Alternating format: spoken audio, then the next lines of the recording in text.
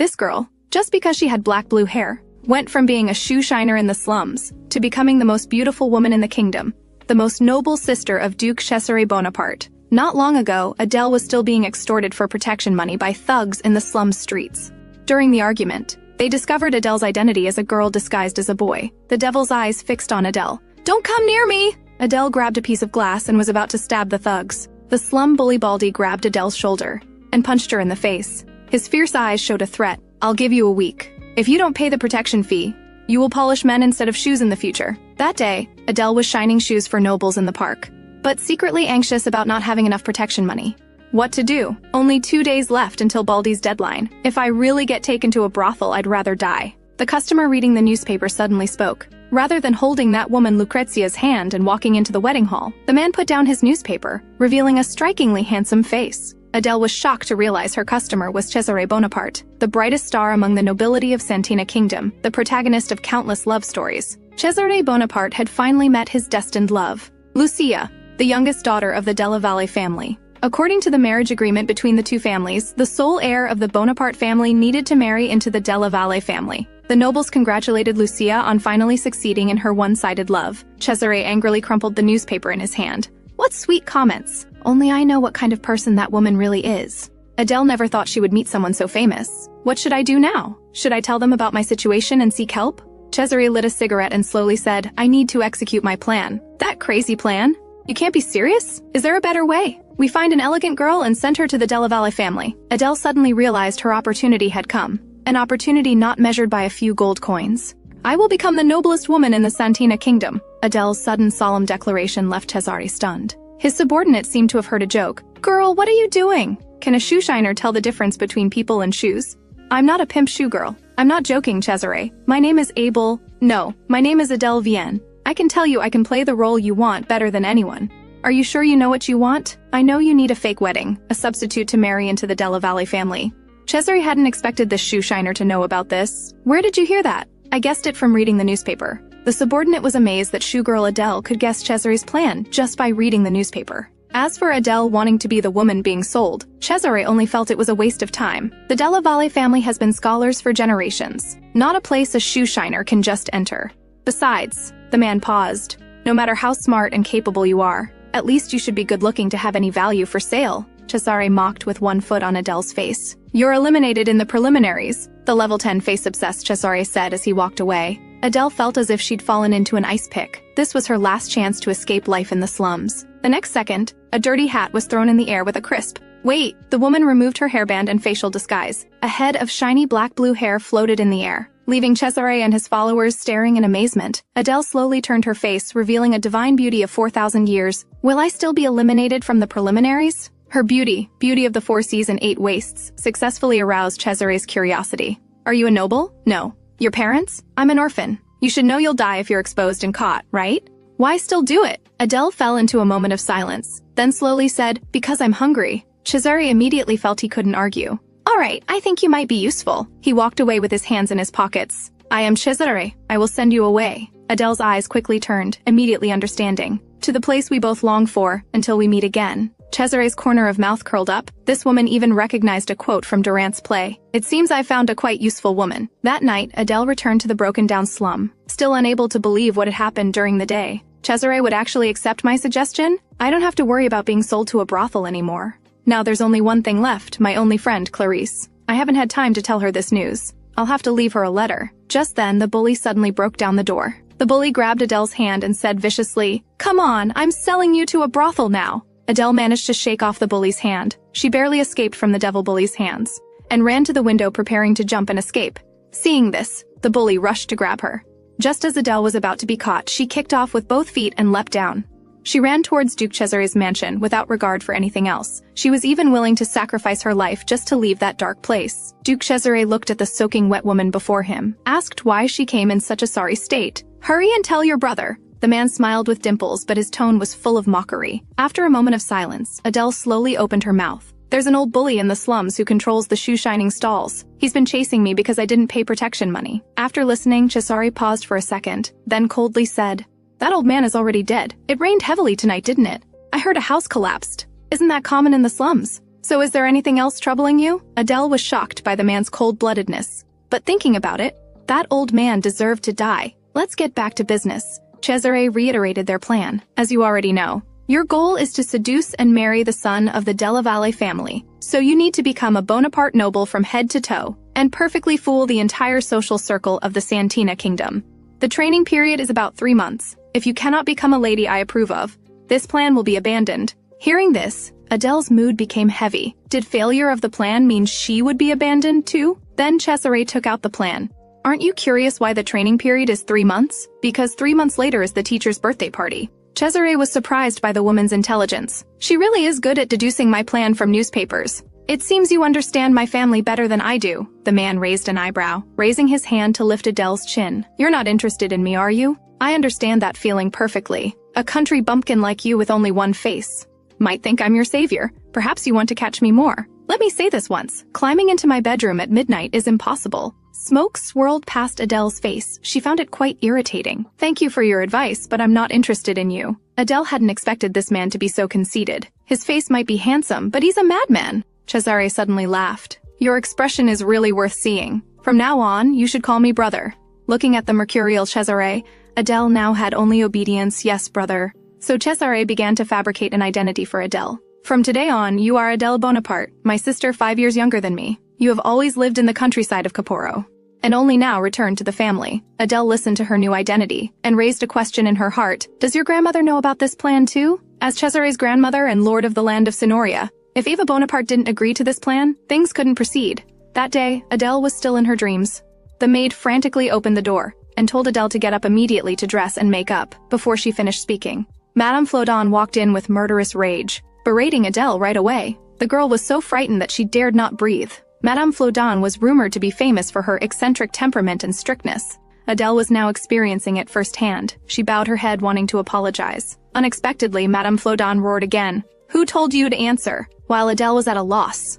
Cesare appeared like a savior. If she understands etiquette, what do I ask you to do? Madame Flodon approached Cesare wanting to defend herself, but the man offered an intimate greeting ritual.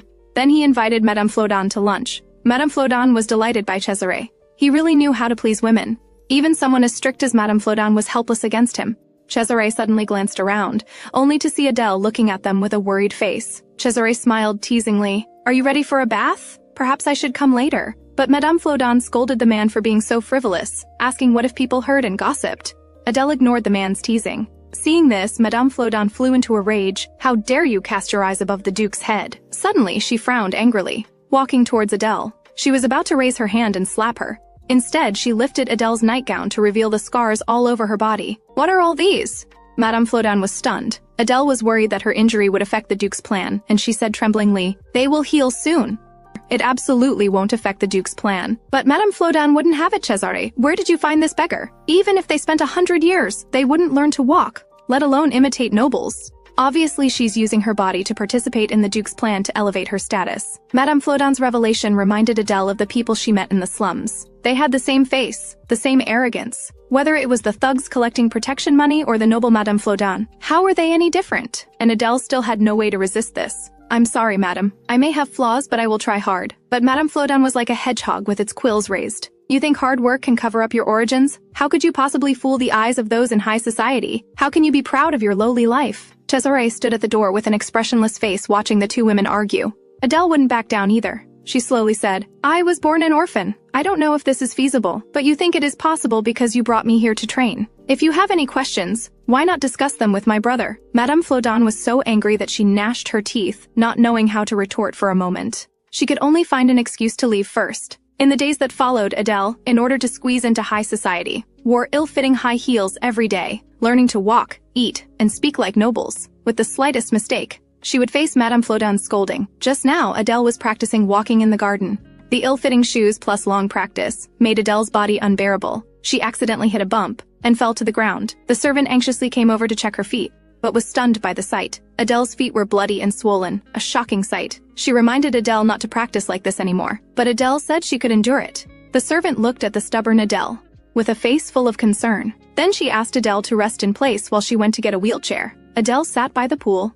When she put her feet in the cool water, she felt a sense of relief. Suddenly, a commotion arose. 3 young nobles were coming her way. Adele's heart skipped a beat. She thought she should hide. The next second, she hid behind the water column, secretly praying they would leave quickly. She leaned to peek at what was happening. A shadow loomed over her head. The leading man looked fierce. "Look what I found." He grabbed Adele's hand, showing off to his companions that there was a woman hiding here. Due to her swollen and painful foot injury, Adele lost her balance, splashing into the pool. "Henry, you shouldn't be so rough. I didn't push her. She fell in herself." Adele struggled in the water for a while, finally crawled out soaking wet, unexpectedly revealing her divine beauty, which shocked the young nobles. The man immediately put on a frivolous face. "Have I caught a mermaid? You don't seem to be a noble girl, yet your clothes are too good for a servant." Seeing Adele silent for a long time, the man pulled her out of the water. A companion tried to dissuade him. "You should stop this behavior. This is the Bonaparte Duke's mansion." But the man wouldn't listen. "So what? Does Bonaparte manage servants too? Is he the emperor?" The companion sighed. "You've lost your mind." Adele, being pulled painfully, couldn't help saying, "If you pull harder, my hand will tear off." The companion was surprised by how Adele spoke like a noble.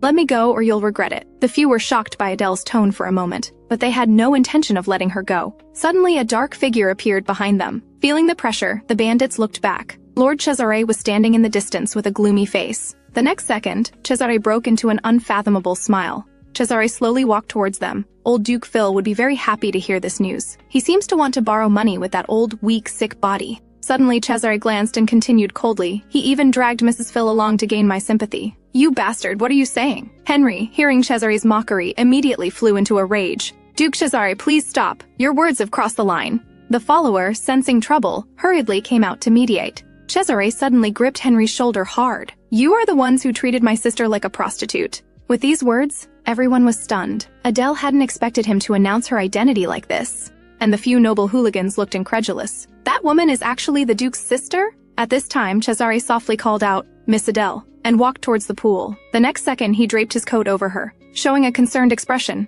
"How are you?" Adele was confused by Cesare's concern, not knowing if he was acting or genuinely caring. She glanced aside. The few noble thugs were staring at her, seemingly waiting for her confirmation. Adele awkwardly slowly opened her mouth. "Brother, how did you come here?"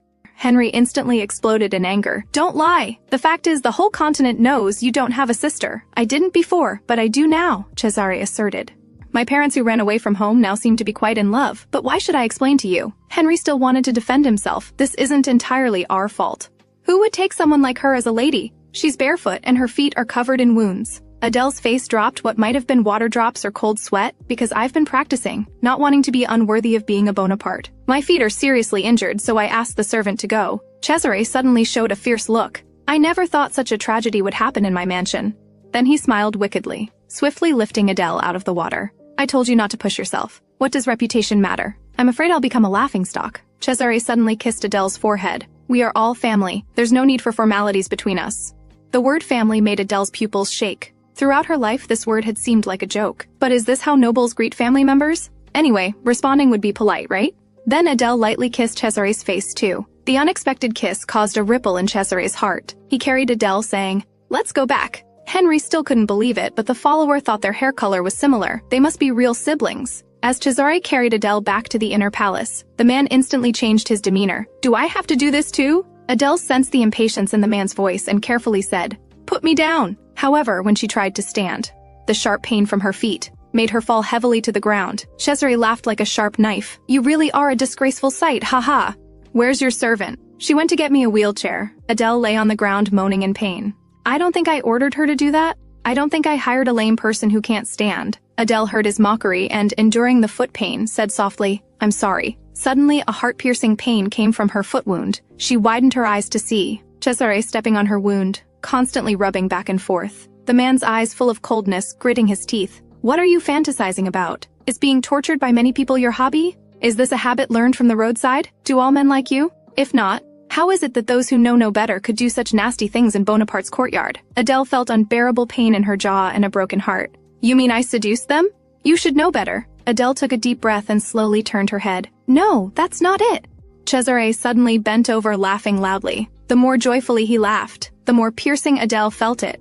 "I heard Madame Flodan is very annoying." Cesare slowly increased the pressure. "Can't you even handle this? Whether it's suppressing her or pleasing her, there must be many ways." Adele listened to the piercing mockery, but her body was too stiff to move. Cesare bent down as if stepping on an insect. "Aren't you good at putting down your pride and begging others?" Why can't you do as usual this time and instead cause such trouble? Unable to bear the pain any longer, Adele finally begged, I was wrong, it's all my fault. The man finally lifted his foot, good that you know. As he was about to turn and leave, he touched Adele's festering foot with his foot. Make sure to apply medicine, don't leave scars. At this time, the servant finally ran to the living room. The servant was about to say something when Cesare interrupted. Rest for 4 days before resuming classes, he said coldly as he walked away. The servant looked at Adele on the ground, heartbroken. Cesare smoked his cigarette, examining Henry Phil's information. A second son who cannot inherit the family, and a useless piece of trash without the ability to be independent. Such a fellow dared to do vulgar things in his mansion? Doesn't know his place? Need to clean up properly. Cesare got up and left the bedroom. The anticipated plan had deviated. Adele had been exposed in front of others. Now, no matter what, they could only let the shoe shiner become his sister. Cesare frowned. Things were getting more exciting. Suddenly, the image of Adele soaking wet from earlier that day floated in his mind. Those 3 pieces of trash would probably be excited thinking about today's events. But at that time, I seemed a bit excited myself. The scene of Adele kissing him was vivid in his mind. If even I can have such feelings. Then, when the son of Della Valle sees the shoe rack that day, the game will be over. Thinking of this, Cesare smiled coldly. Suddenly, there was a knock at the door. Madame Flodan walked in, with a face of pure innocence. Cesare silently glanced at her, then coldly opened his mouth. Madame Flodan, feeling the coldness in the man's tone, trembled. Although there's nothing wrong with disciplining a cheap woman, don't always make me intervene. Madame Flodan didn't dare breathe and could only say softly, I'm sorry. Don't annoy me again, Cesare emphasized. Madame Flodan seemed startled. I think you should understand my meaning, Cesare said, dismissing her. However, Madame Flodan did not reflect on herself but blamed Adele more. That shoe shiner must have used some trick. She must have deliberately injured her feet to gain sympathy. Cunning girl. Meanwhile, in the noble social circle, ladies were all gossiping that Cesare had a lover. They say Cesare carried a woman into the inner palace. He had never taken a woman in there before. Their relationship must be unusual. Hearing this, the orange-haired girl could no longer sit still. I'm not feeling well. I'll leave first. With that, Junief rushed away. The noble lady wondered why she suddenly felt unwell. I need to quickly tell Lucrezia this news. There's something I must tell you. Today in the Bonaparte courtyard, the ladies say Duke Cesare tenderly carried a woman into the inner palace. How many pieces does Duke Cesare want to tear my good friend's heart into before he's satisfied? And which improper lady is trying to seduce Duke Cesare? After reading the letter in her hand, Lucrezia's body swayed. Such outrageous content. Cesare, are you testing me again? The news of Cesare carrying Adele back to the inner palace quickly caused a sensation in social circles. Hearing these half-true and half-false rumors, Madame Flodan could no longer sit still. She could not bear the shoe shiner staying in the Bonaparte family any longer. She had to find a way to drive away that presumptuous shoe polisher. She angrily flung open the living room door, shouting, Adele! Hearing the call, the girl calmly turned around. How have you been lately, madame? Madame Flodan stared for a moment. In just 4 days, how had she become so beautiful?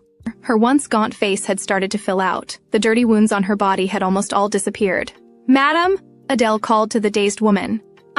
I heard you let gentlemen see your wet body and bare feet, right? If you hadn't roamed around like a hooligan, would such things happen? I told you to walk around to correct your gait. Who told you to torture your feet? The barrage of scolding made Adele tremble. She could only say softly, I'm sorry. The servant Epony, unable to bear it, had to interject. I think the young lady's gait has no shortcomings now, thanks to Madame's excellent education.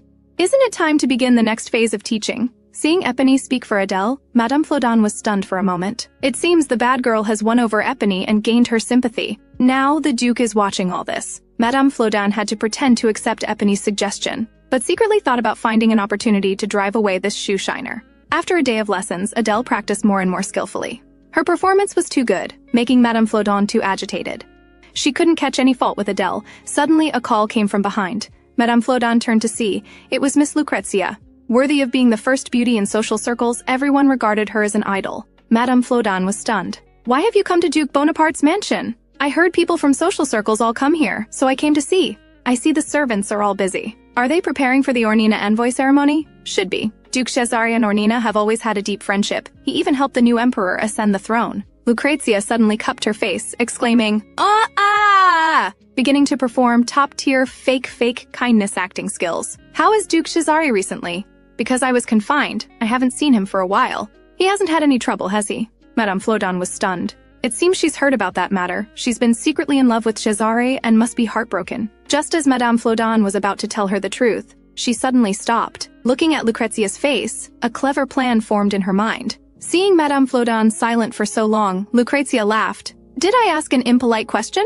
Little did she know Madame Flodan was thinking, I don't need to drive away that shoe polisher. Duke Cesare has already warned me once. If I anger him again, my fate would be unimaginable. But what if Lucrezia takes action? So Madame Flodan told Lucrezia, the woman in the rumor is a direct bloodline of the Bonaparte family.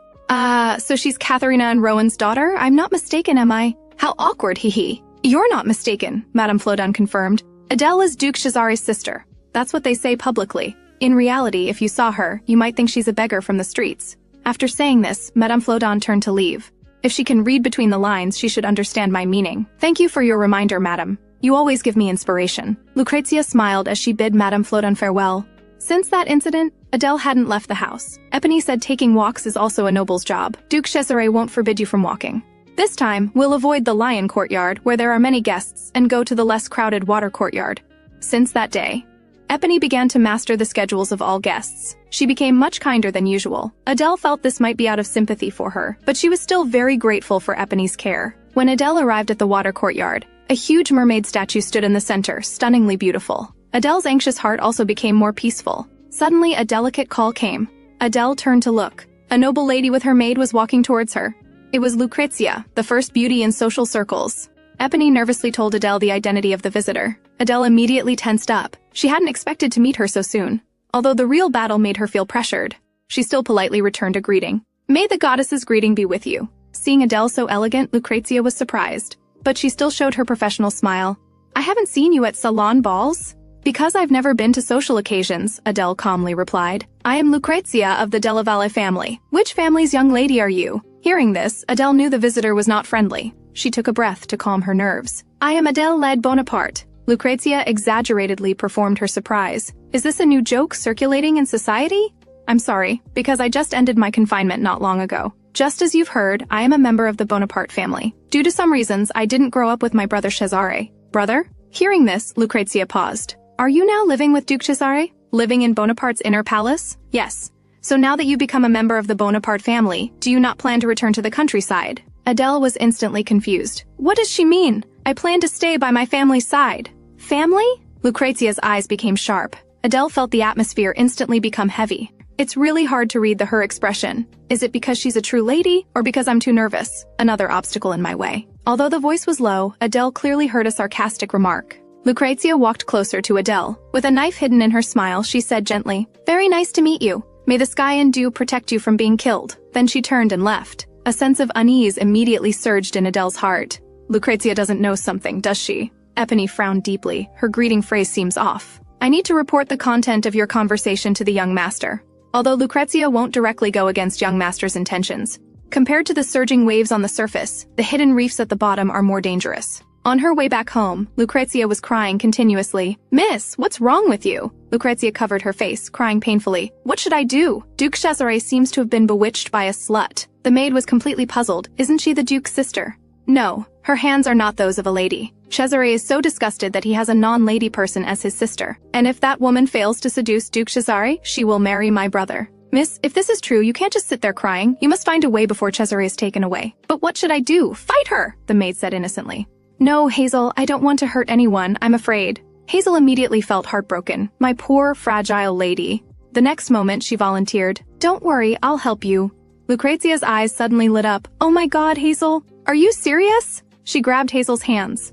Of course, Hazel said with determination. I'll help you with anything. Lucrezia quickly embraced Hazel. With you by my side, I'm so happy. I will never forget your loyalty to me. Adele, wanting to attend the ball, came to Cesare's office. She was about to knock, but suddenly recalled. Servants said you shouldn't knock when entering Cesare's office. So Adele walked straight in. Cesare slightly frowned, and they found themselves speechless for a moment, until Cesare displayed his trademark smile. Adelaide, how is your foot? Thank you for your concern, it's almost completely healed. Cesare suddenly chuckled. I was concerned about you? Adele was speechless. I said that out of politeness. Cesare hadn't expected Adele to be so sharp-tongued. So why are you here? Adele was silent for a moment before slowly saying, May I attend today's banquet? Cesare and his assistant suddenly became curious. They didn't expect Adele to proactively ask to attend the ball. That's difficult. Is that all you came to ask? Since I'm new here, I'd like to attend the ball. Cesare burst into laughter. I didn't know my sister had such an adorable side. It seems you've adapted well. The assistant who had been staring at Adele seemed about to say something. Lord,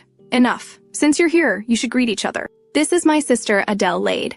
Gigi Freddy beamed with joy. "I'm Gigi Freddy, Duke Cesare's secretary. Looking forward to working with you." Gigi couldn't hide his delight upon seeing Adele. She's so beautiful, like a mermaid from the ocean. From the moment she saw Cesare, Adele had been holding back. Her mind felt as though it was being sliced by a knife. She kept remembering the sting when he stepped on her foot. Cesare suddenly asked about her meeting with Lucrezia. "I heard she gave you quite an interesting warning." Adele trembled, gripping her hands tightly, unwilling to admit it was a warning. Cesare emphasized mockingly, "It was a warning. After all, Epony understands social circle rhetoric better than a shoeshiner." Strange how this got out, though. Adele left Cesare completely unable to focus on his paperwork, ink dropping continuously on the desk. He simply tossed aside his pen. "I'll send you a night. Go out." Meanwhile, at the banquet, Madame Flodon arrived. Hoping to escape her family's decline, she thought that as long as she could stay with Bonaparte, everything would be improved. Just then, Lucrezia appeared. They exchanged pleasantries. "In this beautiful Bonaparte mansion, let's talk about the existence that should be deleted." Madame Flodon suddenly startled. She nervously looked around.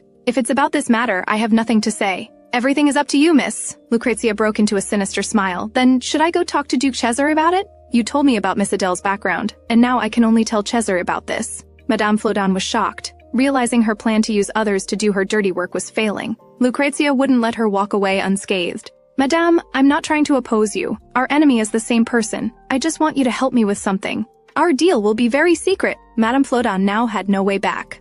Gritting her teeth, she asked, "What do you want?" Meanwhile, in another room, Epony was helping Adele prepare for the ball. "Miss, you're so beautiful, you'll surely be the center of attention at the ball." But Adele worried about what to do if she made a mistake. Epony sensed her concern and encouraged Adele, "Just enjoy the process." Just then, there was a knock on the door, and the grim-faced Madame Flodon appeared. "The old Duke urgently needs to see you. Can you come with me?" Epony was immediately puzzled. Why would the old Duke look for me? Nevertheless, she gave Adele a few instructions, then left the room with Madame Flodon. As the door closed, Madame Flodon gave a meaningful look. The faint music of the ball reached Adele, filling her with excitement and anticipation, making it hard to focus on her book. Then, there was another knock at the door. "Who is it?" Epony couldn't have returned so quickly. The knocking continued. Suddenly, a voice in Adele's mind said, "Don't open the door." She looked around, feeling uneasy. But with a creak, the door unexpectedly opened, and a freckle-faced maid peeked in. "I'm sorry, miss, but there's an urgent matter, so I had to open the door without your permission."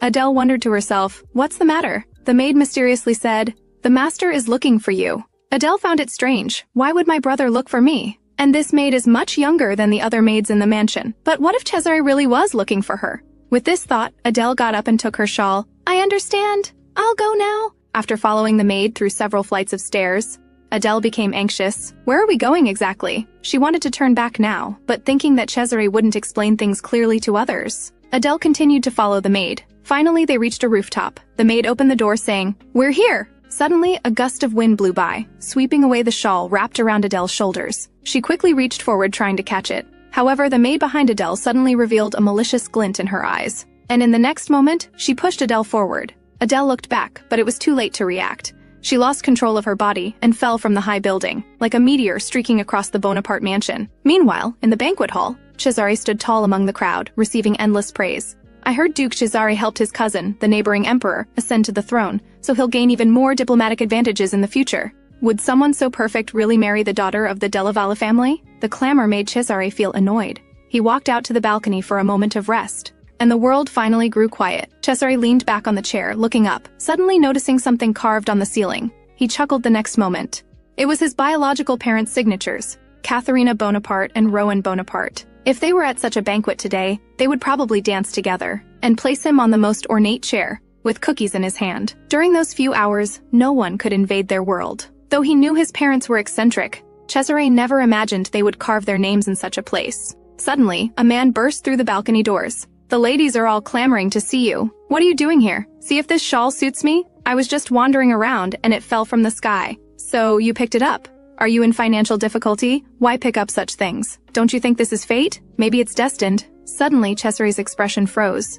Catalina Bonaparte. This shawl belonged to his mother. It was what Adele had been using. Why did it fall from the sky? Cesare hurriedly asked the man, "Where did you find this?" Meanwhile, the mysterious maid was pushing Adele off the rooftop. The unprepared Adele was about to become a falling star. At the critical moment, Adele grabbed the wall with both hands. I remember now, she struggled while trying to communicate with the maid. "You're that maid beside Lucrezia. Did that woman order you to do this?" The maid was startled, becoming more panicked after the truth was revealed. "Pull me up quickly. I will hold your mistress accountable." No, no, Miss will be disappointed. You fool, after doing this, do you think Lucrezia will let you live? Lucrezia will kill you to silence you, so quickly grab my hand. Adele's words only made the maid more terrified. No, our Miss would never kill me. The grim, terrified eyes instantly became the maid's sword. The next moment, she stepped on Adele's hand. Go to die, just die quickly. Adele finally couldn't hold on to anything anymore, falling like a leaf from the sky. When she realized she was still alive, she was lying on Cesare's body, trembling and breathing. The man paused for half a second,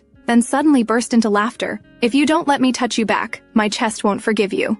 Adele reacted and sprang away from Cesare. The man felt a bit speechless, thinking she acted as if someone was going to eat her. Adele looked up towards the rooftop. A girl dressed as a Bonaparte maid pushed me down. She said my brother called for me, so I followed her. Cesare chuckled, puzzled. I called for you? The man followed Adele's gaze towards the roof. It was clearly Lucrezia's maid, Adele said. Cesare's expression immediately darkened. Cesare's friend, Count Judy, rushed to the rooftop, only to find the culprit had vanished without a trace. Judy waved and shouted from the roof, I couldn't catch her. Why did you run up there? Of course she's long gone.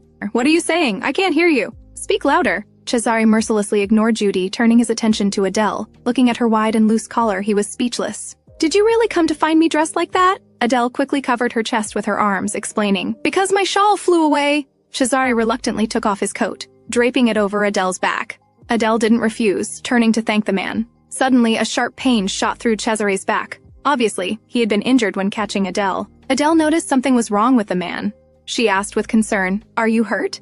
Cesare suddenly felt confused. Is this shoeshine girl worried about me? The man chuckled softly. Do you remember when I stepped on your foot? Yet you're worried about me. What if I am injured? Would you nurse me in the bedroom? Adele immediately stuttered, not knowing how to respond. Just as the atmosphere between them turned ambiguous, Judy ran down from the roof, interrupting them. Cesare gave his friend a resentful look. Judy was completely clueless about what had happened. In Cesare's office, the attending physician was applying medicine. Fortunately, the man's internal injuries weren't serious, but he should avoid exercise for a while, and smoke less for the wound to heal faster, the doctor instructed. Adele stood quietly to the side, unnoticed, still thinking about the untraceable maid. Just then, Epony rushed in, panic-stricken. Young master! Cesare turned his head. You're just in time. Explain. Epony explained how Madame Flodan had called her away, and how Adele had left with the maid's guidance. Epony repeatedly apologized for her failure, while Cesare puffed on his cigar, seeming to have a rough understanding. Then Secretary Gigi walked in, startling Adele with the door's sound. Gigi stepped forward to report. Lord, we've detained Madame Flodan. Is the sailboat ready too? Yes, I want to give that sailboat to our Madame Flodan. Cesare extinguished his burnt-out cigar. Now bring Lucrezia here immediately. After a while, a knock sounded at the door. Young master, it's Gigi. Adele was surprised. Why did he knock? Wasn't it said that one shouldn't knock when entering Cesare's room? Adele thought for 3 seconds, suddenly realizing. The knock signaled danger, a signal to let Cesare prepare. Adele, come sit beside me. Adele walked over without hesitation. Cesare hadn't expected her to be so obedient. The door creaked open. Cesare asked Adele to move closer until there was no space between their shoulders. Then Lucrezia walked in. May the goddess's greeting be with you, Duke Cesare. The man immediately displayed a glamorous, sensuous smile. I apologize for receiving the daughter of Della Valle in this state. Lucrezia suddenly stopped in her tracks. Seeming to have received a great shock, her eyes turning pale, Cesare gave her a seductive greeting. The woman panicked for a few seconds, then quickly put on her standard smile in response. Cesare sneered at the woman's change of face. Just then, a maid following behind her caught Adele's attention. Round face, slightly chubby, wearing glasses, gray hair, completely different in appearance from the freckled girl who had pushed her off the roof earlier. She's clearly changed her maid. Adele's mood gradually sank. Is this your original maid? Cesare questioned. Yes, my maid. Hearing Cesare's gentle voice, Lucrezia happily replied. It doesn't seem so, Cesare said disbelievingly. This maid has always been by my side, right? Right, Anais? Cesare narrowed his eyes incredulously. Miss Lucrezia moves very quickly. If we weren't engaged, we would make a good team. Oh, thank you. Lucrezia had no idea what she was saying anymore. Her mind was filled only with Cesare, not even caring that the person she tried to kill was right beside her. Adele watched this scene uncomfortably. Then Lucrezia stuttered. But could it be that you're injured?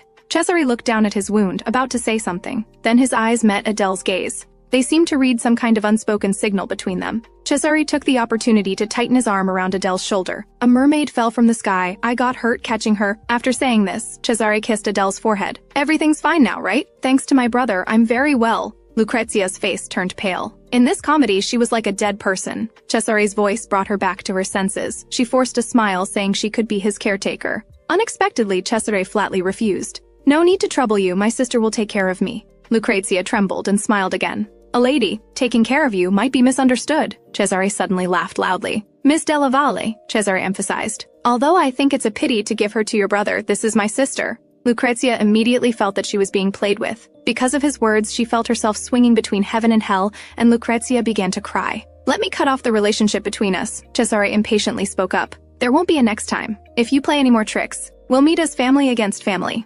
Meanwhile, in another part of the mansion, Madame Flodon was locked in a room in the inner palace. Lucrezia must have mentioned my name after her failure. Madame Flodon felt deep fear. Just then, a man in black suddenly appeared, startling Madame Flodon. The man in black was a young man with red hair. "Madame Flodon, Bonaparte's head, Cesare, commands you to come with us."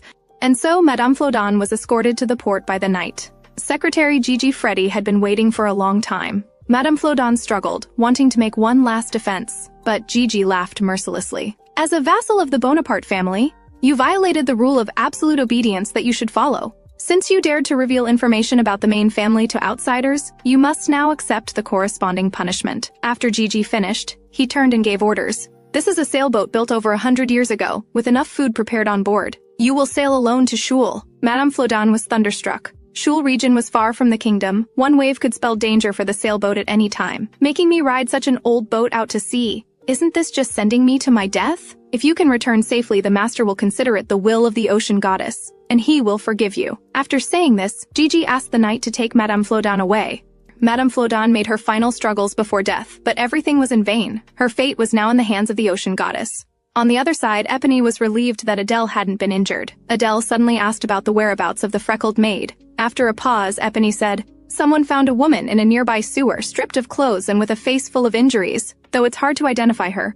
Her hair color matches what you described, and she has the same injury as the young master, in the same position." Adele shuddered. Did Lucrezia think she was responsible for hurting her man? And because of insufficient evidence, they were unable to impose sanctions on Lucrezia. The commoners all liked Lucrezia very much, and she was known as a beauty in social circles. If something happened to her, it would affect public sentiment. Although Adele found this regrettable, she could only express understanding. "But I have good news for you, miss. From now on, you won't need to receive education."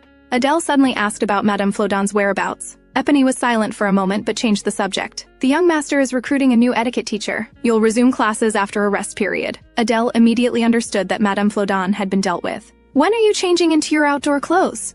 "I heard that the young lady has to take care of the young master recently." Adele turned in surprise. "When did I agree to take care of my brother?" But helpless, Adele could only carry medicine to change her brother's bandages. Cesare was lying down counting sheep. Seeing his sister arrive, he immediately smiled, showing his white teeth.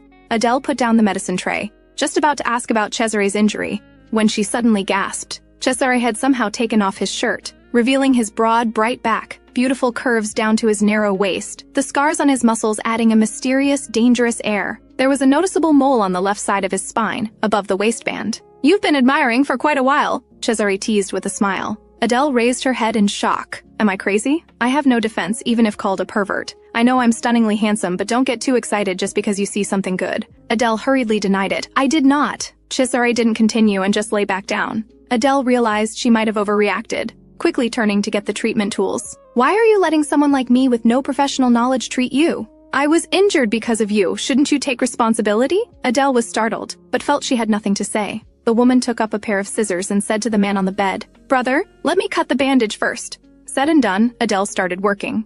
She carefully cut the bandage in her hand. In the quiet bedroom, only the snipping sounds could be heard, and soon the cut bandage fell away.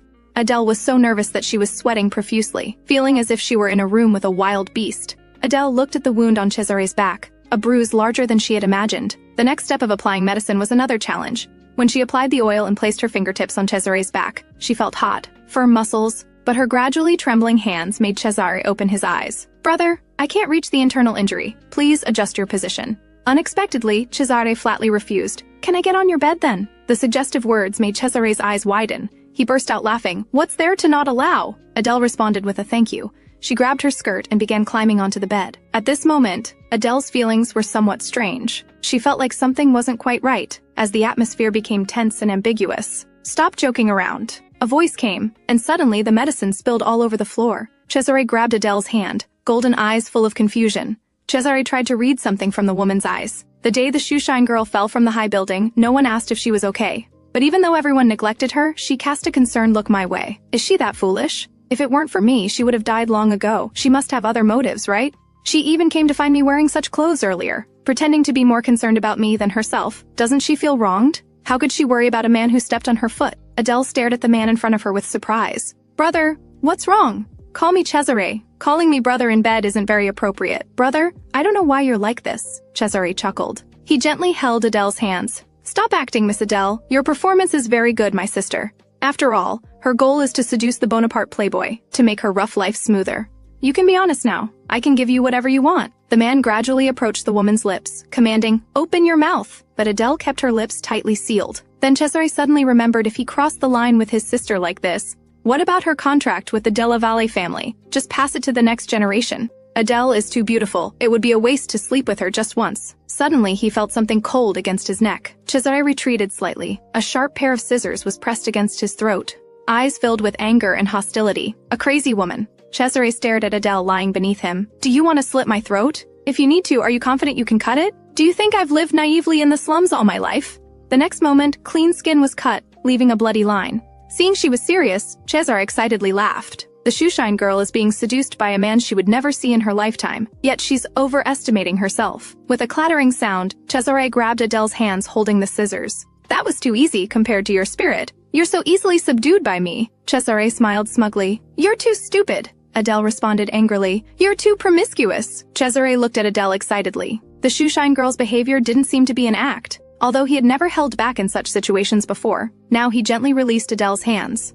Cesare sat up. So do you hate me? The woman hesitated, trying to guess his intention. Then she said, I don't hate you. Cesare was happy for 3 seconds after hearing the satisfying answer. But I don't want to have a relationship with you. Adele tightly gripped the scissors, looking as if she was grinding her teeth. Cesare's pupils dilated, as if his self-esteem had received a fatal blow. The next second, he laughed heartily. Then you should have said you hate me. Please continue to apply medicine to me. I have to go now. Now? Cesare was a bit reluctant to give her to the son of the Della Valle family. What to do? It would be too much of a waste to give her to that guy. At the recent Nobility Council meeting that had just been held, the council members thanked the Bonapartes for hosting the diplomatic corps, but the red-bearded man suddenly brought up the previous incident when Cesare called Lucrezia to his office alone, speculating whether good news was imminent. It's not what you think. I just had something to tell her. As the red-bearded man was about to press further, Cesare smiled mysteriously. My runaway parents have sent my sister back home. The old nobles were all surprised, staring at Cesare. I understand you must have many questions. I will reveal my sister's true origins at the social debut to be held in a few months. That's when she can also meet the son of Della Valle. The old nobles were confused and a commotion broke out. Then Cesare turned to the head of the Della Valle family beside him. I plan to send Adele to the Della Valle family. My sister has reached marriageable age, and as her brother, I can't stand idle. Lord Luca of the Della Valle family remained silent. Cesare continued. This time Lucrezia doesn't have to marry the Bonaparte playboy. Isn't this good news for the family? Meanwhile, Cesare's grandmother, the council speaker Eva Bonaparte, looked at her grandson with a worried expression. Early the next morning, Gigi Freddy excitedly hopped forward like a little bird, only because he was about to see the goddess Adele again. But the next moment his head was hit with an ink bottle. Cesare cheerfully greeted Adele. May the love goddess's greeting be with the people.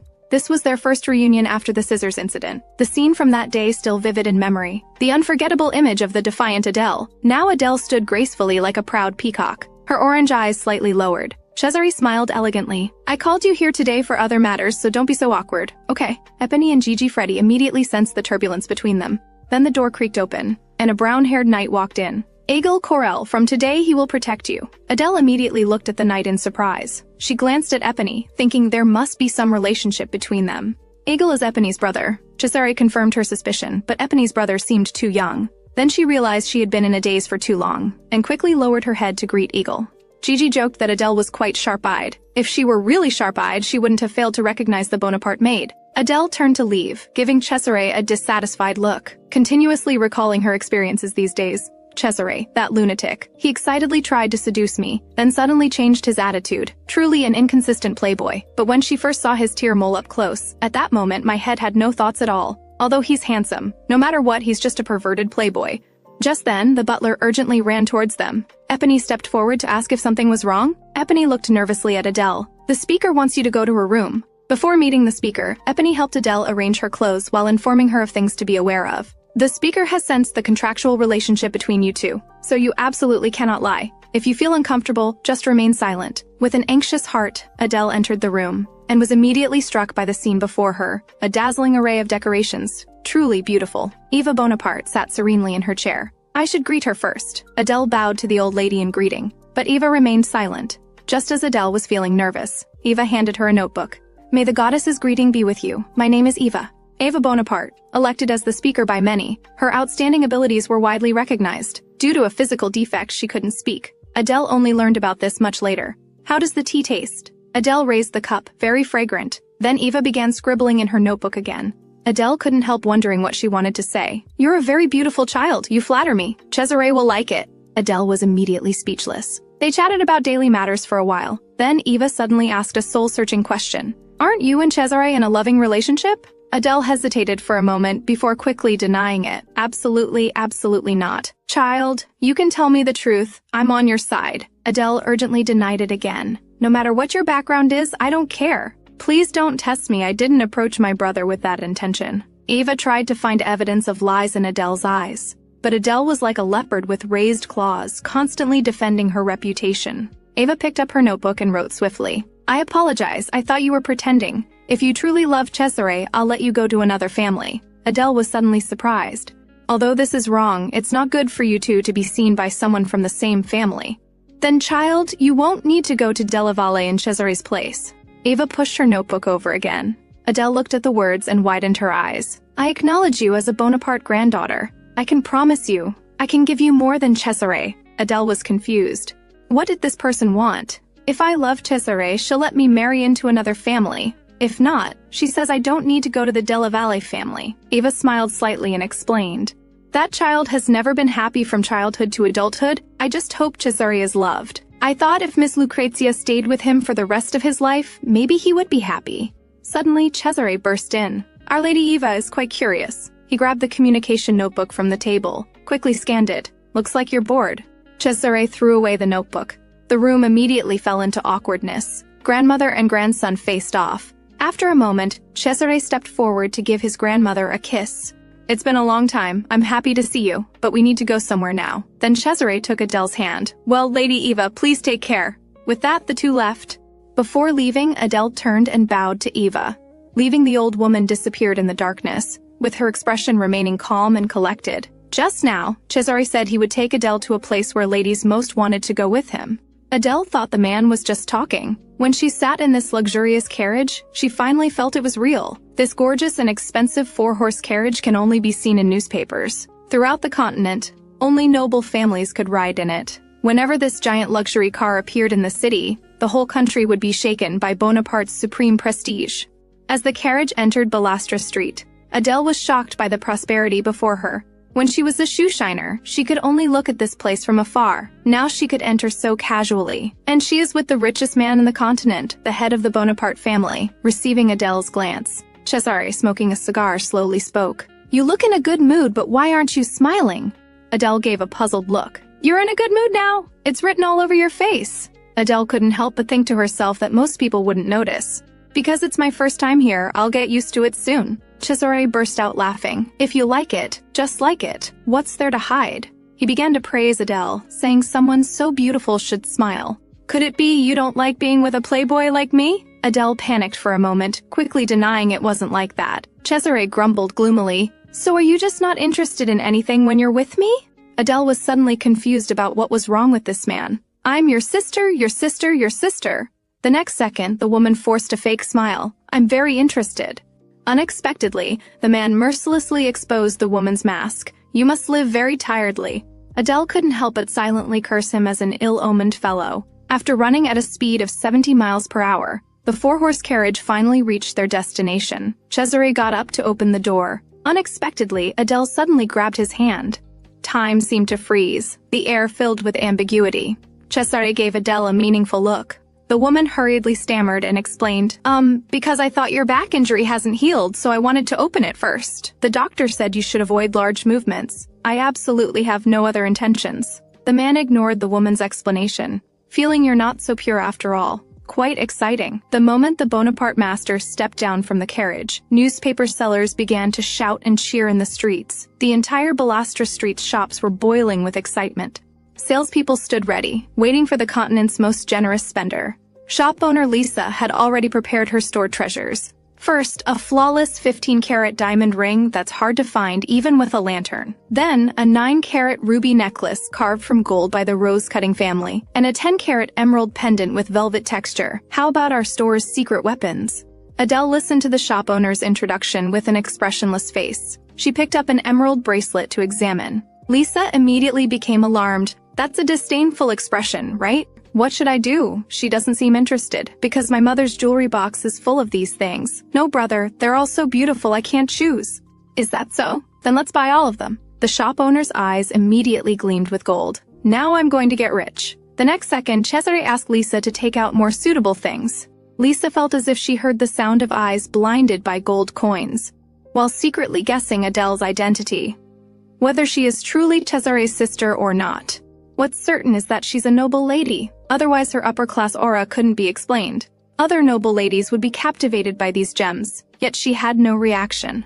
What should I recommend to this picky lady? Lisa suddenly had an inspiration. Compared to other gemstones, though not as valuable, pearls seemed to suit Miss Adele. Cesare agreed they were indeed nice. He picked up the earring pendant. How about it? Do you like them? Unexpectedly, Adele tilted her head and said, I haven't had my ears pierced yet. The shop owner was surprised and apologized, but Cesare laughed, saying it seems his mother raised her daughter too conservatively. Just hold them up to your ears. Adele obediently gathered her hair to one side. Cesare brought the earrings close to Adele's earlobe. A clean and slender neck was exposed without defense, instantly shocking both Lisa and Cesare. Lisa even unconsciously swallowed. This person has a dangerous aura. She seems unaware of how she stimulates others' desires. We'll take these too. Yes, I'll go pack them up. At this point, Cesare asked Adele if there was anything she particularly liked. There's one thing, that brooch. Cesare followed her gaze to his chest. This one? It's too common. He took off the brooch and handed it to Adele. The shop owner was secretly puzzled. Though the item suited the Duke's splendid appearance, the design was quite simple. Adele took the brooch, immediately treasuring it, for the first time showing a satisfied smile. This is the color of my brother's eyes. I like this. Adele held the brooch with a sweet smile like honey. Surprising the other two people, Lisa secretly observed the flowing atmosphere between the two. These two don't seem to have grown up together. Is this ambiguous atmosphere due to their blood relationship? If it were me, I would definitely not waste her feelings. At this point, Cesare chuckled. Women are so scary. He turned to instruct Lisa to make something with similar gemstones. Lisa immediately agreed. Then let's go to the next shop. Under the bright moon, moonlight flowing down, the 4-horse carriage moved again on Ballastra Street. Don't you like jewels? Why do you look so unhappy? The woman lowered her head and pondered for a moment. I can't take them when I leave. Cesare smiled slightly at the woman's flat reaction. She's right. The things bought today aren't for shoe shining, but to advertise Cesare's sister's expenses. She can't possibly give me a sweet kiss like other ladies after receiving jewels. Looking out the window, Adele suddenly exclaimed in surprise. Cesare noticed her movement. He knocked on the car door to signal the driver to slow down. The carriage gradually stopped near an unfamiliar shop. What's wrong? Cesare frowned and asked. Adele hesitated for a moment and said, I just saw a store. I had seen it from afar before. Cesare, expecting a proper answer, couldn't help but grimace. That's a very cheap store, Adele laid. The Flanders lace you bought today is 3 times more expensive than the most expensive thing in that store. Adele suddenly stopped breathing. She looked at herself in the car window. Not much different from when she was a shoe shiner in the slums. Is that so? Thank you, brother. The next morning, a maid was helping Adele with her makeup. The maid said the young master spent a lot of money, but finally, the young lady has new clothes to wear. Which shoes would you like to wear? Wear those primrose-colored leather shoes. At this moment, Knight Egil walked in saying, I'll help you wear them. Adele naturally accepted the knight's help. As expected of brand-name shoes, so comfortable and soft, different from the uncomfortable shoes Madame Florden gave her. Adele smiled happily.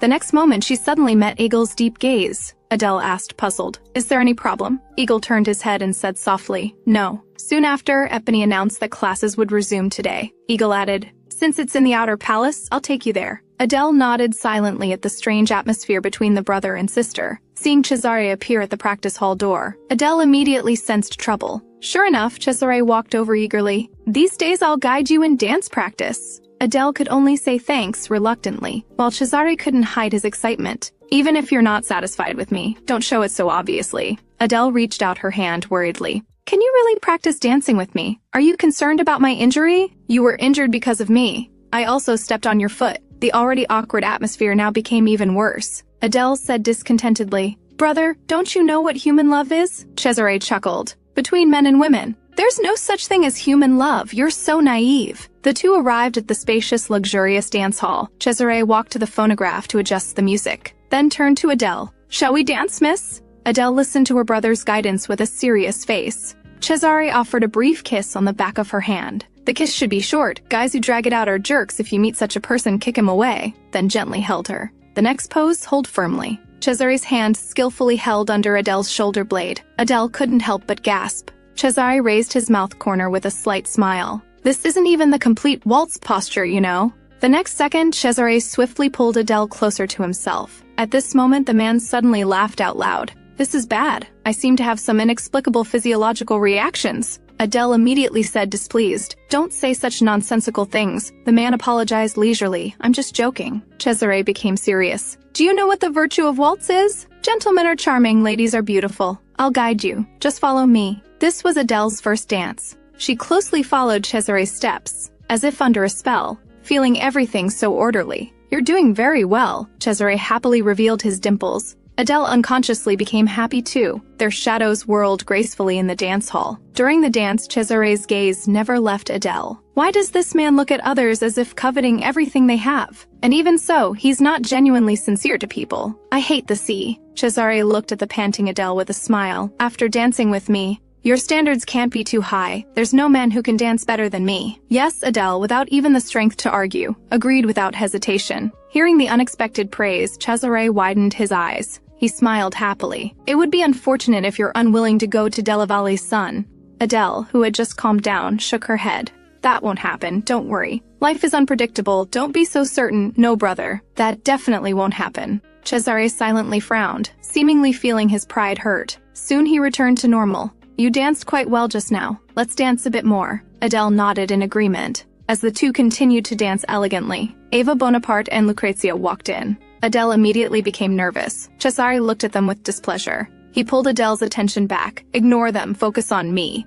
The two continued practicing with the music, ignoring everyone else. Lucrezia began to comment from the side. It seems her waltz is still quite novice. I wonder if the place she lived before never held balls. At this rate, she'll have difficulty adapting to social circles. Adele, listening to the whispers from the side, found it impossible to concentrate. The next second, her foot suddenly twisted. Her entire body tilted forward. A large hand firmly caught her waist. Cesare looked at Adele in his arms with concern, ensuring she was fine. He walked towards his grandmother, Lady Eva. Why did you come without notice? And you, Miss Della Valle, have you been well lately? Seeing Cesare greeting her, Lucrezia trembled with joy. Unexpectedly, the next moment Cesare impatiently turned away. So, what brings you two here today? The speechless Lady Eva took out her notebook and wrote a flurry. Miss Lucrezia said she could help Adele with her social debut. You young people can take this opportunity to chat. Cesare chuckled. It seems Madame doesn't know her grandson.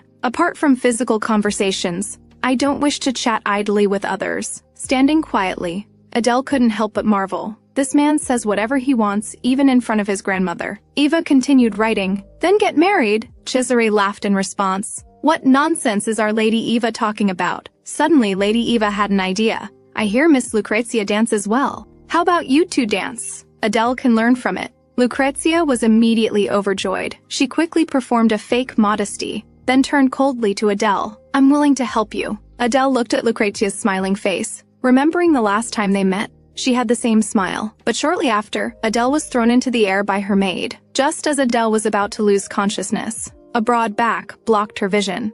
Since it's Lady Eva's request, of course I'll agree. Cesare took Lucrezia's hand and walked to the center of the stage. At this moment, Eva wrote beside her, Do you and Cesare really have no relationship? Adele smiled slightly. We are siblings. Lady Eva's face showed disbelief. Then why does Cesare care about you so much? Adele stood silently, momentarily speechless. She looked at the distant man and woman. It was a distant and beautiful dreamlike scene. There was a brilliant world that didn't suit her. After a moment of silence, Adele slowly replied, Because I am Cesare's sister. the dancing couple finished, everyone applauded. Lucrezia fiercely leaned against Cesare as if about to faint. You two match so well. When will you get married? Seeing Ava's words, Lucrezia touched her face shyly. I have matters to attend to and must leave first. Please entertain Miss Lucrezia well. Cesare looked displeased and wanted to protest. Please be sure to invite her for dinner. I trust you, my grandson, Lady Eva ordered before turning to leave. The hall immediately fell silent. Cesare skillfully lit a cigar, looking very downhearted. Interesting, Miss Della Valle. You've been appearing before me too frequently lately. Lucrezia instantly blushed. I was concerned. Her gaze met Adele's. Hatred welled up. I couldn't sit by and do nothing. Cesare's sharp eyes looked at her as if she were a fool. I don't need it. You should stop here. Lucrezia immediately looked pitiful.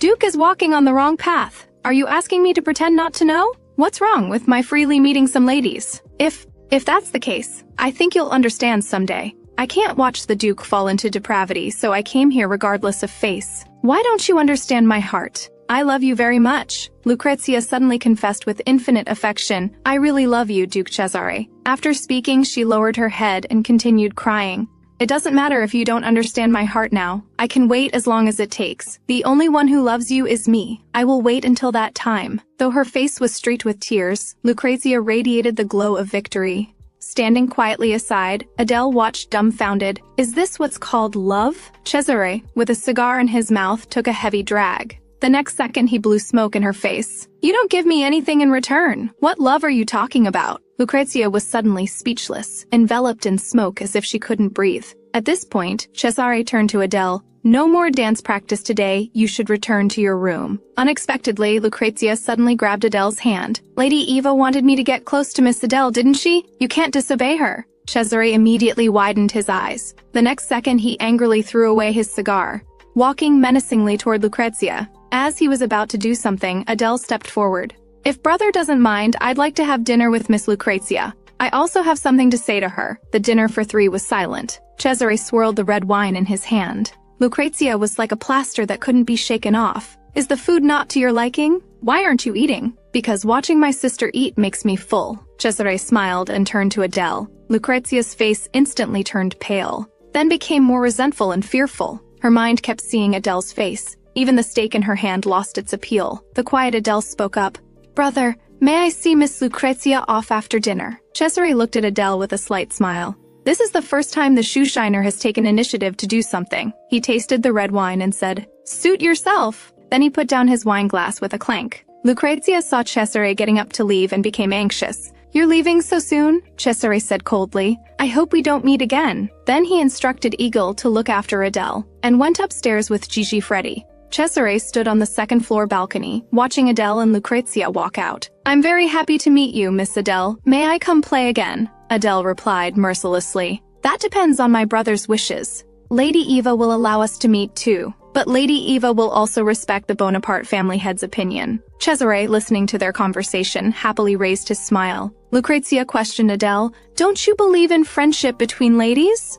Adele lowered her head and smiled slightly. Of course I believe, but more than friendship between us, you care more about my brother, right? Lucrezia immediately denied it shamelessly. I just want to be friends with Miss Adele and need Duke Cesare's help. But didn't you say you love my brother? Rather than restraining me. Wouldn't it be better to work hard to win my brother's heart? It's not like if I disappeared, you two would connect. Adele's perfect retort made the two on the balcony laugh uncontrollably. Lucrezia was furious with embarrassment. Are you treating me like a stupid dog now? Why do you think so? You find me ridiculous now, right? You want to say I haven't won Duke Cesare's love just playing tricks on the woman by his side. At this point, Cesare and Gigi laughed even harder. He couldn't help but exclaim that Lucrezia was too right. Gigi quickly reminded him to be quieter. Adele said with a serious face, No matter what thoughts or attitude you have towards me, as long as my brother agrees, I can stay here, so showing your fangs to me is useless. Lucrezia suddenly got angry and said, Wait, what have you been saying? Talking about showing fangs, how dare you insult people?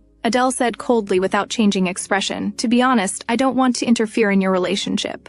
I don't know what you're thinking, but brother and I are truly just siblings. The man who was watching with amusement now felt a cold wind whistle by.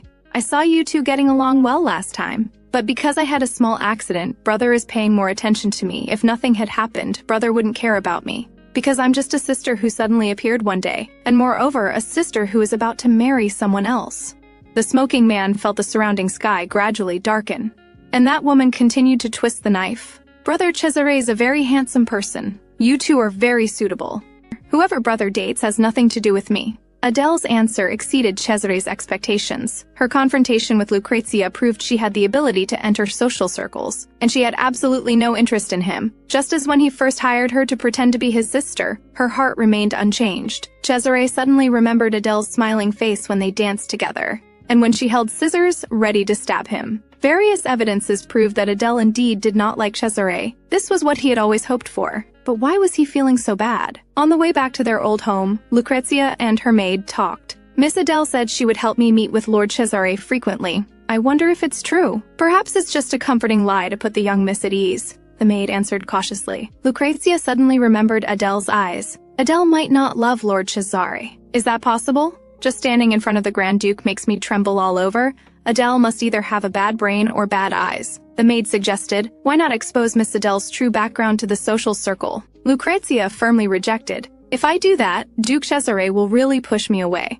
I now just need to get closer to Duke Cesare bit by bit. If Miss Adele really helps me, I can see Duke Cesare more frequently. Lucrezia's face brightened. The maid hesitated and asked, puzzled. According to the plan, won't Miss Adele have to marry your brother, young Master Ezra? She's not originally nobility. If such a person marries the young master... The maid began to sweat slightly. Lucrezia, listening to her words, coldly tilted her head. The next second, she revealed a brilliant smile. That's just my brother Ezra's business. Brother will understand. The maid couldn't help but be shocked. She doesn't care about her own brother for love? Miss Adele appears to be a lady on the surface, so it's fine. Most importantly, even without an agreement, I might be able to be with Duke Cesare. Since the Duke has his own plans, I need to find other ways to keep him. So you must keep Miss Adele's background secret, understand? And if she's really someone brought in from outside. Lucrezia saw the maid's curious face and stopped talking. A mysterious coolness passed over her profile. Since Cesare couldn't teach Adele dancing due to his injury, he wrote her a note. My dear sister, Adele, due to the doctor's insistence,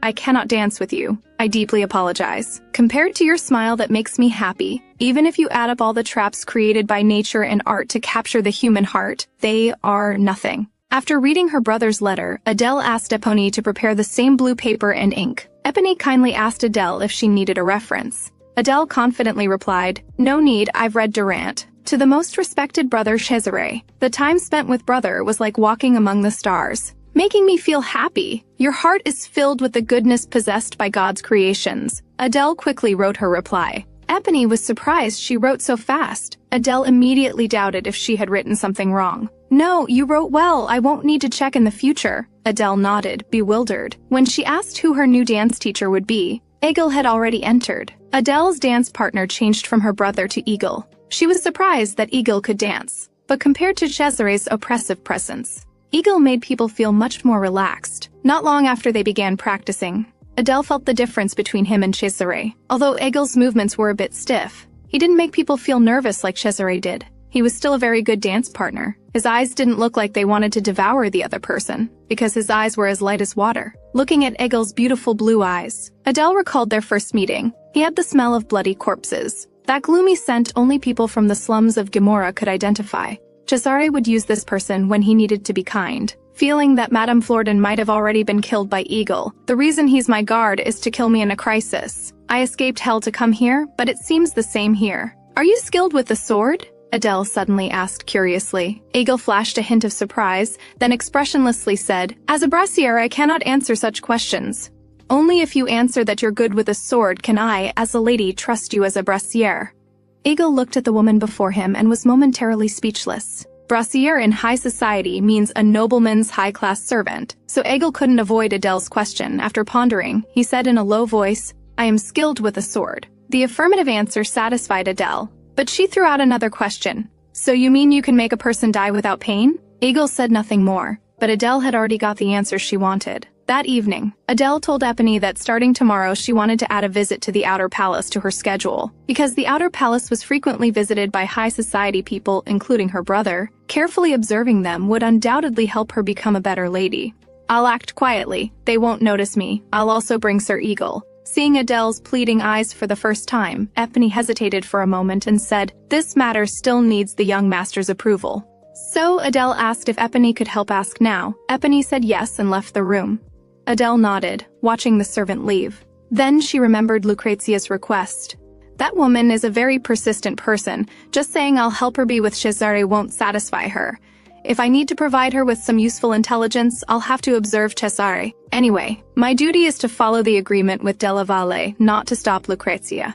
If our transaction is discovered, Cesare will forgive me for the plan's sake, because he's that kind of man. Soon, Epony returned with good news. The young master has agreed, but he said you can't miss dancing. A new teacher is coming. You need to be prepared. The next day, Egil took Adele to a small hill not far from the outer palace. They carefully hid behind bushes. The magnificent Bonaparte outer palace mansion was right before them. At this moment, Cesare walked out with a cigar in his mouth. Behind him followed Gigi and Freddie. On the other side, a group of guests came up the stairs. Adele couldn't help but widen her eyes. Mayor Lucica Zoller, Levi Rossi, the current head of the Rossi family, and former Signoria Chairman Giannini, the former Grand Duke. They were all among the top figures in the Santina Empire. The nobles approached Cesare and bowed respectfully. Cesare, with a trace of nonchalance, nodded without sincerity. From a distance, Adele watched the scene in shock. She truly felt Cesare's all-powerful authority. So that's Cesare's position. Because she was too close to him, she had almost forgotten what kind of person he was. It feels so distant, Adele mumbled like a deflated balloon. Not distant at all, Egil spoke up to comfort her. He is now the young lady's family. Adele suddenly felt a warm current pierce her heart. She looked at the insects crawling on the grass, then gently reached out her hand. The insect stuck to her finger. The next moment, the insect fluttered its wings and flew away. Watching the gradually disappearing insect, Adele stood up. I want to continue practicing dance. In the following days, to help Lucrezia gather intelligence, Adele spied on her brother every day. This day, just as Cesare came out from working at the outer palace, an attendant told him the young lady was at 10 o'clock. Cesare frowned and looked toward the hill. What's she doing? I know she wants to go outside the palace, but didn't hear she'd be lurking around me. The attendant asked how to handle it. Cesare glanced and said, leave her be. The reason was obvious. This was her deal with Lucrezia. She might be tracking my schedule to report to her. Selling others out is so despicable. Several days passed. Adele's tracking continued. Cesare didn't expect her to be so persistent. Why does she hate me so much? Cesare suddenly remembered what Adele had said before. She didn't want to interfere in his relationship with Lucrezia. Although my original request was to ask her not to be interested in me, I was a little hurt by her blatant denial. I've never been rejected before. Only the shoeshiner has such high standards. And she actually said Lucrezia and I are suitable. I'm speechless. Lost in thought, Cesare hadn't heard Gigi's call for a long time. When he finally turned around, he saw Gigi's angry face. What are you doing? A bunch of people are waiting to leave behind us. Cesare coldly turned his face away. Gigi, if Adele asks about my schedule, don't tell her. Let her come find me herself. Though confused, Gigi could only mechanically agree. Before sleeping that night, Cesare recalled the report about Adele. The young lady has been practicing dance diligently lately. On days when she sees the young master, she studies even harder in the evening. When the master enters restricted areas, she practices dancing with me. Her waltz is quite good now. Thinking about this, Cesare couldn't help but wonder just how good Adele's waltz really was. In his mind, he kept replaying the moments when he practiced with Adele, the serious look on her face as she followed his steps. When she practiced well, she would show an adorable and joyful smile. Looking at it this way, she must still care about me, right? Perhaps her deal with Lucrezia was just a smokescreen. Lost in thought, Cesare was completely unaware that he had unconsciously begun tapping out a rhythm. A few days later, Cesare returned to his inner palace office. He inquired about taking away Trevim's control of the sea. There's still no response, Gigi reported.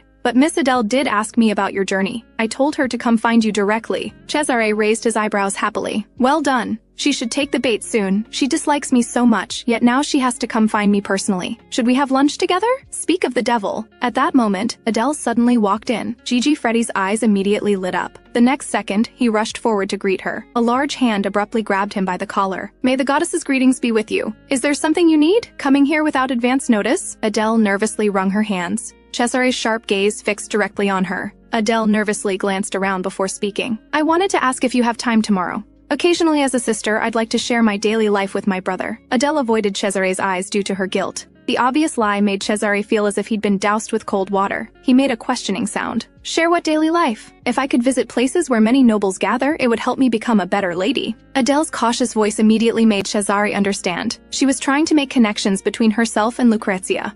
Cesare found himself smiling. He quietly responded, "I do know a good place." Adele's eyes trembled slightly. "If it's troublesome for you?" "Tonight at midnight," Cesare interrupted her. "Tonight at midnight?" Adele was confused. "Midnight? If she tells Lucrezia the location, would she come?" "Where are we going?" Adele asked cautiously. Looking at the foolish expectation in front of him, Cesare chuckled. "It wouldn't be fun if I told you in advance." To punish Adele, Cesare planned to take her to a nightclub at midnight. Secretary Gigi questioned Cesare's decision. "Though the young lady is from Gimora, she sometimes seems quite innocent, perhaps because she's been disguised as a man for so long." Cesare looked completely unconcerned. "If you wanted to stop me, you should have done so earlier." Adele wore a black dress like raven feathers. She clutched a black mink fur tightly in her hand, and her face pale. "Brother, where are we going? You're not planning to sell me, are you?" Hearing such a question, Cesare gave a cold laugh. The next moment, he couldn't help but mock her. "Afraid people won't know you're from Gimora?" Adele immediately showed a hurt expression. Witnessing this, Cesare felt greatly pleased. "Even if I said I was going to sell you now, you wouldn't mind, would you? It shouldn't be any different from selling you to Della Valle's son, right?" Adele stared at him with wide, innocent eyes,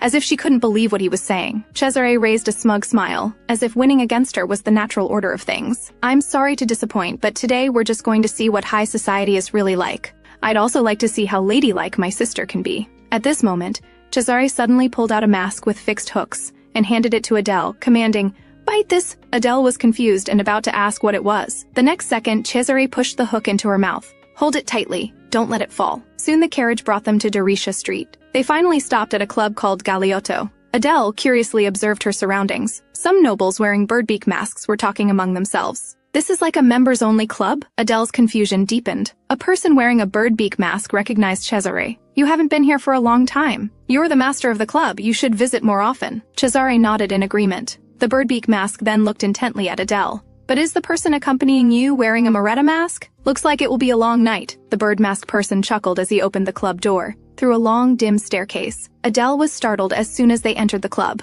In the dimly lit hall, a group of masked people were dancing or whispering, men and women laughing and mingling chaotically. Suddenly, their eyes looked curiously at the newcomers. "Moretta!" a voice called out. "The Moretta has arrived." Adele trembled as she looked around. They had been saying Moretta all along. What did it mean? Lost in thought, Adele suddenly realized that Cesare beside her had disappeared. Has the gentleman given up his place? A bartender stood behind Adele, watching her. "The place has been given up." Adele turned around in confusion. "You don't know what Moretta means?" "It means someone who won't speak out no matter what happens, including wanting to be bullied." Adele was still pondering the bartender's words when hands reached out from all directions and grabbed her. They violently pulled at her feathered dress, while constantly emitting sinister laughter. They tugged at her arms, leaving bruises on her snow-white skin. Cesare watched everything from a private box upstairs. Beside him, Eagle asked with concern, "Should we stop this?" Adele was still wobbling but persisting. She didn't seem to want to remove the mask and cry, nor did she seek help. Cesare looked at her coldly and said, "Continue." Amid the mixed shouting, Adele was like a cat with bristling fur, ready to attack anyone nearby. Just then, someone pushed her from behind. She fell to the ground with a thud. More frenzied laughter erupted around her.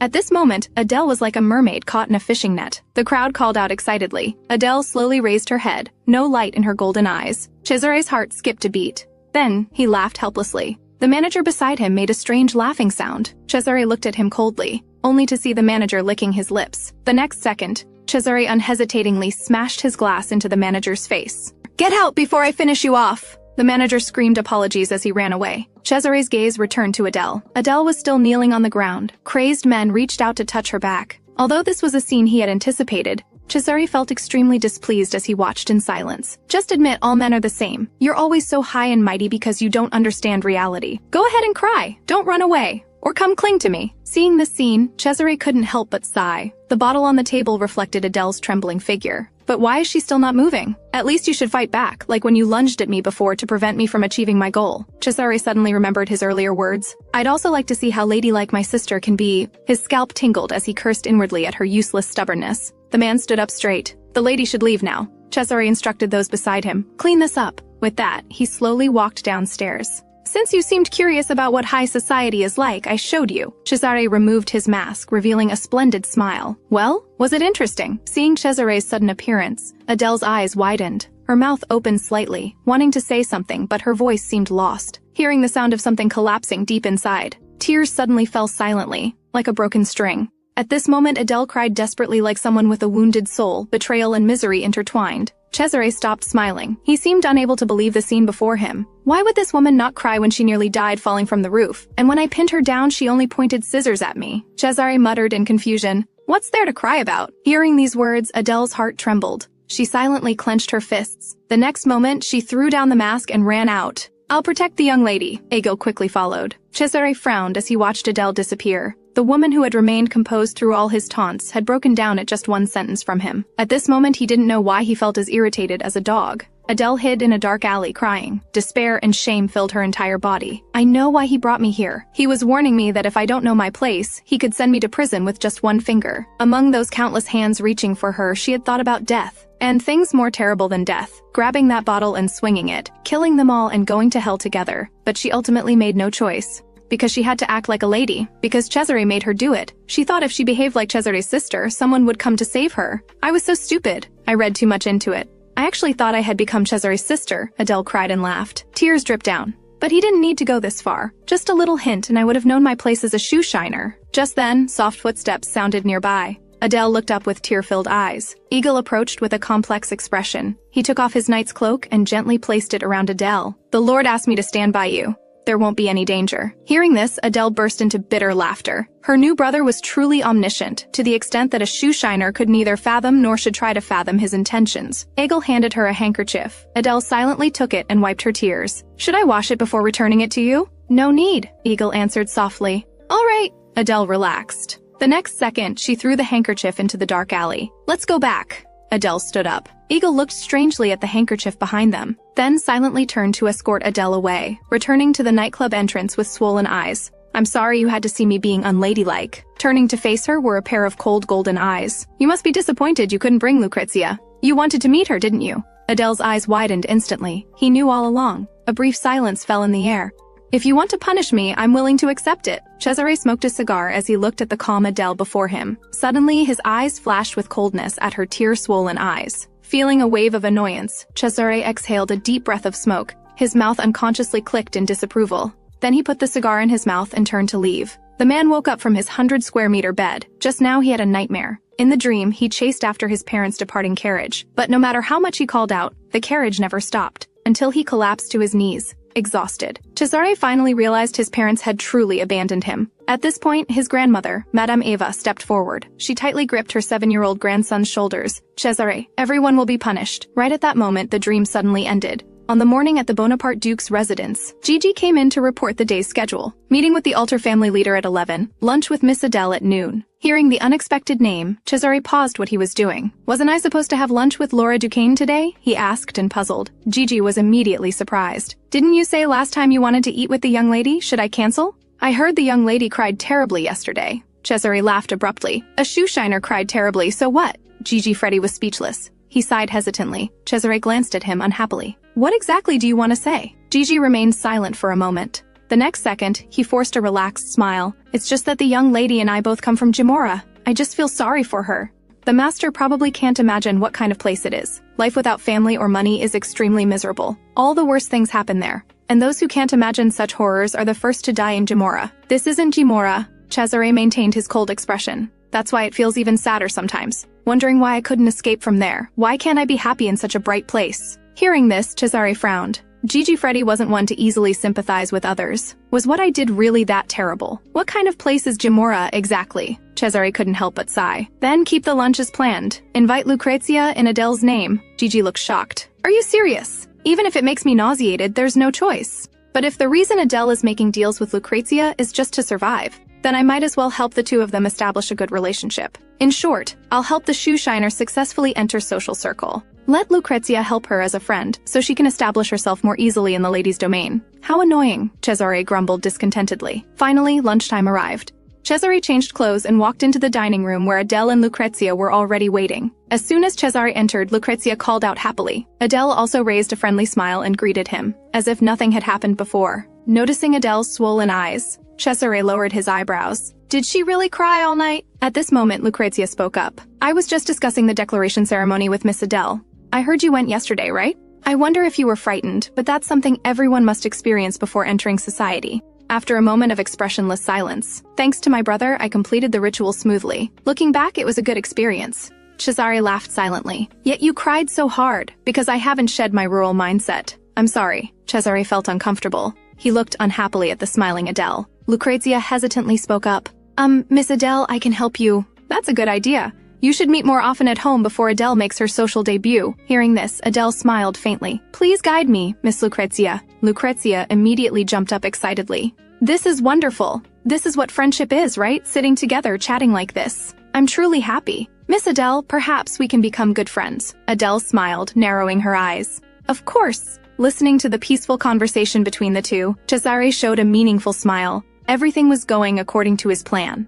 Adele calmly fiddled with her cutlery. She seemed to stop eating after just a few bites and wiped her mouth. The expression on Cesare's face disappeared. He silently watched Adele. Though her face wore a faint smile, her honey-colored eyes had lost their former vitality. After lunch, to complete the act, the man pinched the face of the woman he disliked, then coldly said, "Be careful on your way." The shy Lucrezia instantly widened her eyes.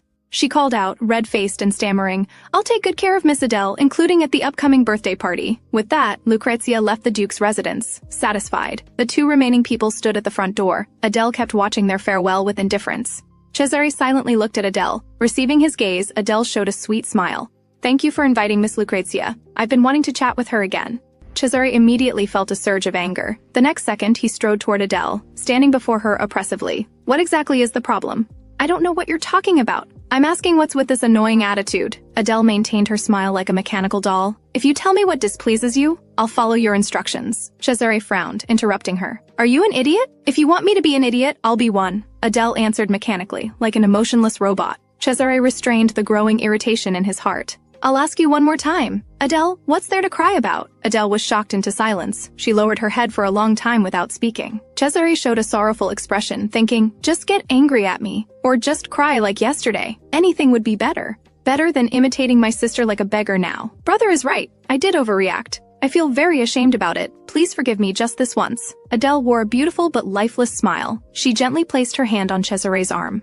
"If anything displeases you, I promise I'll do my best to accommodate my brother's mood in the future." Seeing this, Cesare couldn't help but smile fiercely. "It seems my sister thinks everything is simple. Because it's my brother's order, I'll try my best." Cesare laughed bitterly, turning away. "If I told you to sleep with someone else, would you do that too?" "Of course," Adele answered without hesitation. "When you tell me to sleep, I'll sleep." Cesare was stunned. His face gradually lost all expression. "There's one thing very clear that I never thought about before. Adele will eventually be with Isra. That's what I once hoped for. When I pushed her down on the bed, she pointed a blade at me. When I placed her among the crowd, even crying fiercely, she didn't want to rely on me. She will be with Isra della Valle." "Really?" Cesare muttered. He impatiently brushed off his clothes, then let out a scornful laugh. "How disgusting!" Adele's eyes widened instantly.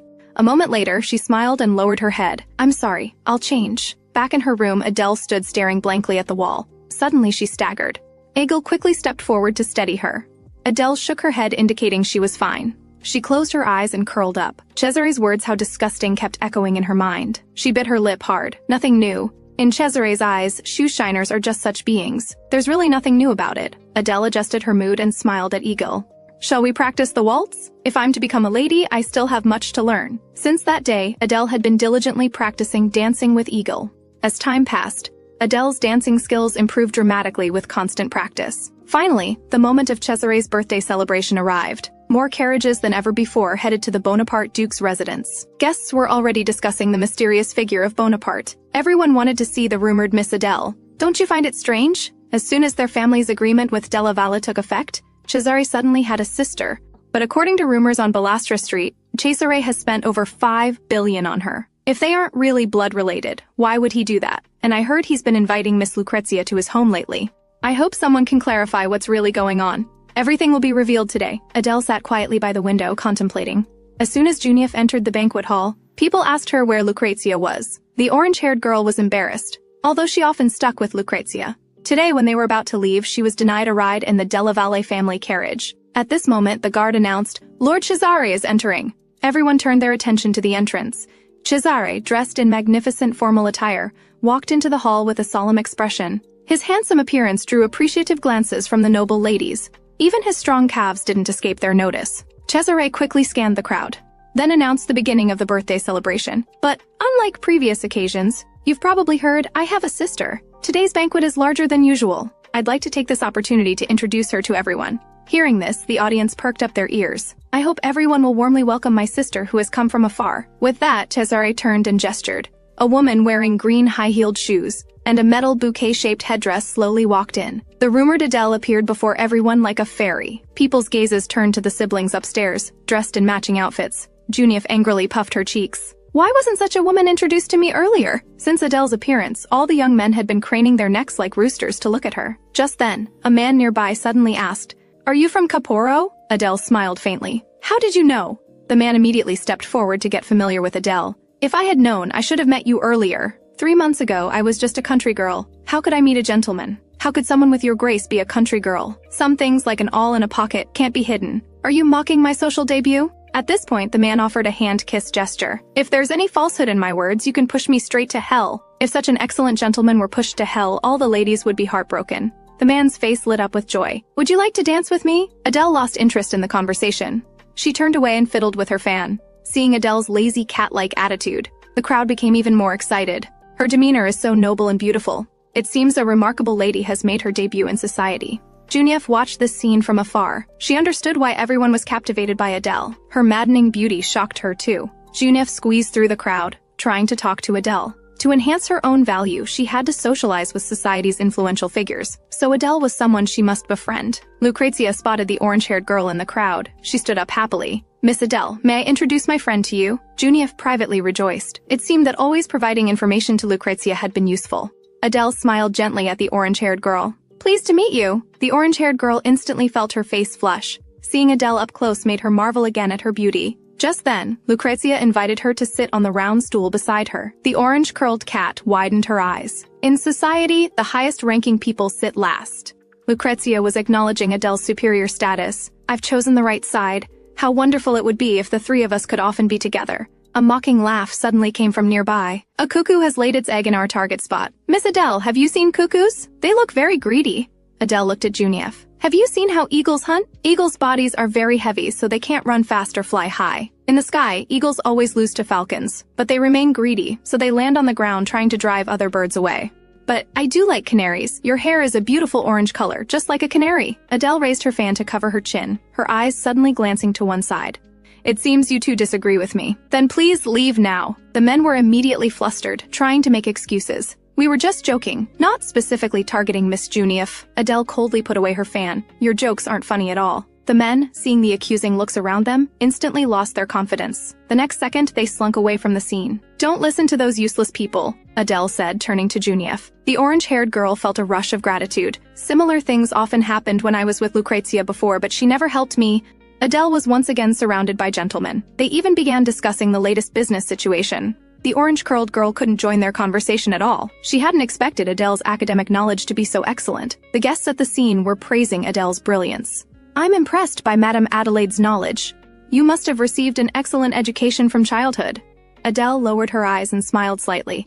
"I think you gentlemen see me as Beatrice." When Adele referenced Dante's pure love, the gentleman became even more enchanted. "At least I truly feel my tongue trembling and stiffening. I truly cannot raise my head to look at her." A bespectacled man eagerly stepped forward to respond. Adele placed her fan against her chin, nodding with lowered eyebrows. "But I differ from Beatrice.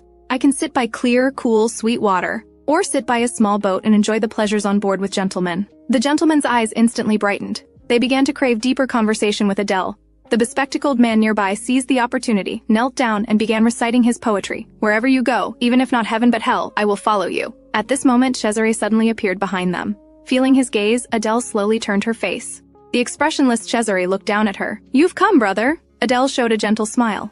A tremendous pressure weighed on the bespectacled man. Cesare questioned, "What's going on here?" "We were having a pleasant exchange. He just said if I asked, he would follow me to hell. I was considering whether to accept this invitation." Cesare snorted dismissively. "So the king of hell has appeared? Is that how it looks?" Somewhat arrogant, quite distant, very charming. Looking at them this way, though the siblings don't resemble each other, they share the same aura. Watching the siblings' atmosphere, Genevieve silently marveled. "He can't provide a sailboat yet says he would follow you to hell. What a fool trying to seduce someone on my birthday with such methods." Adele laughed with displeasure.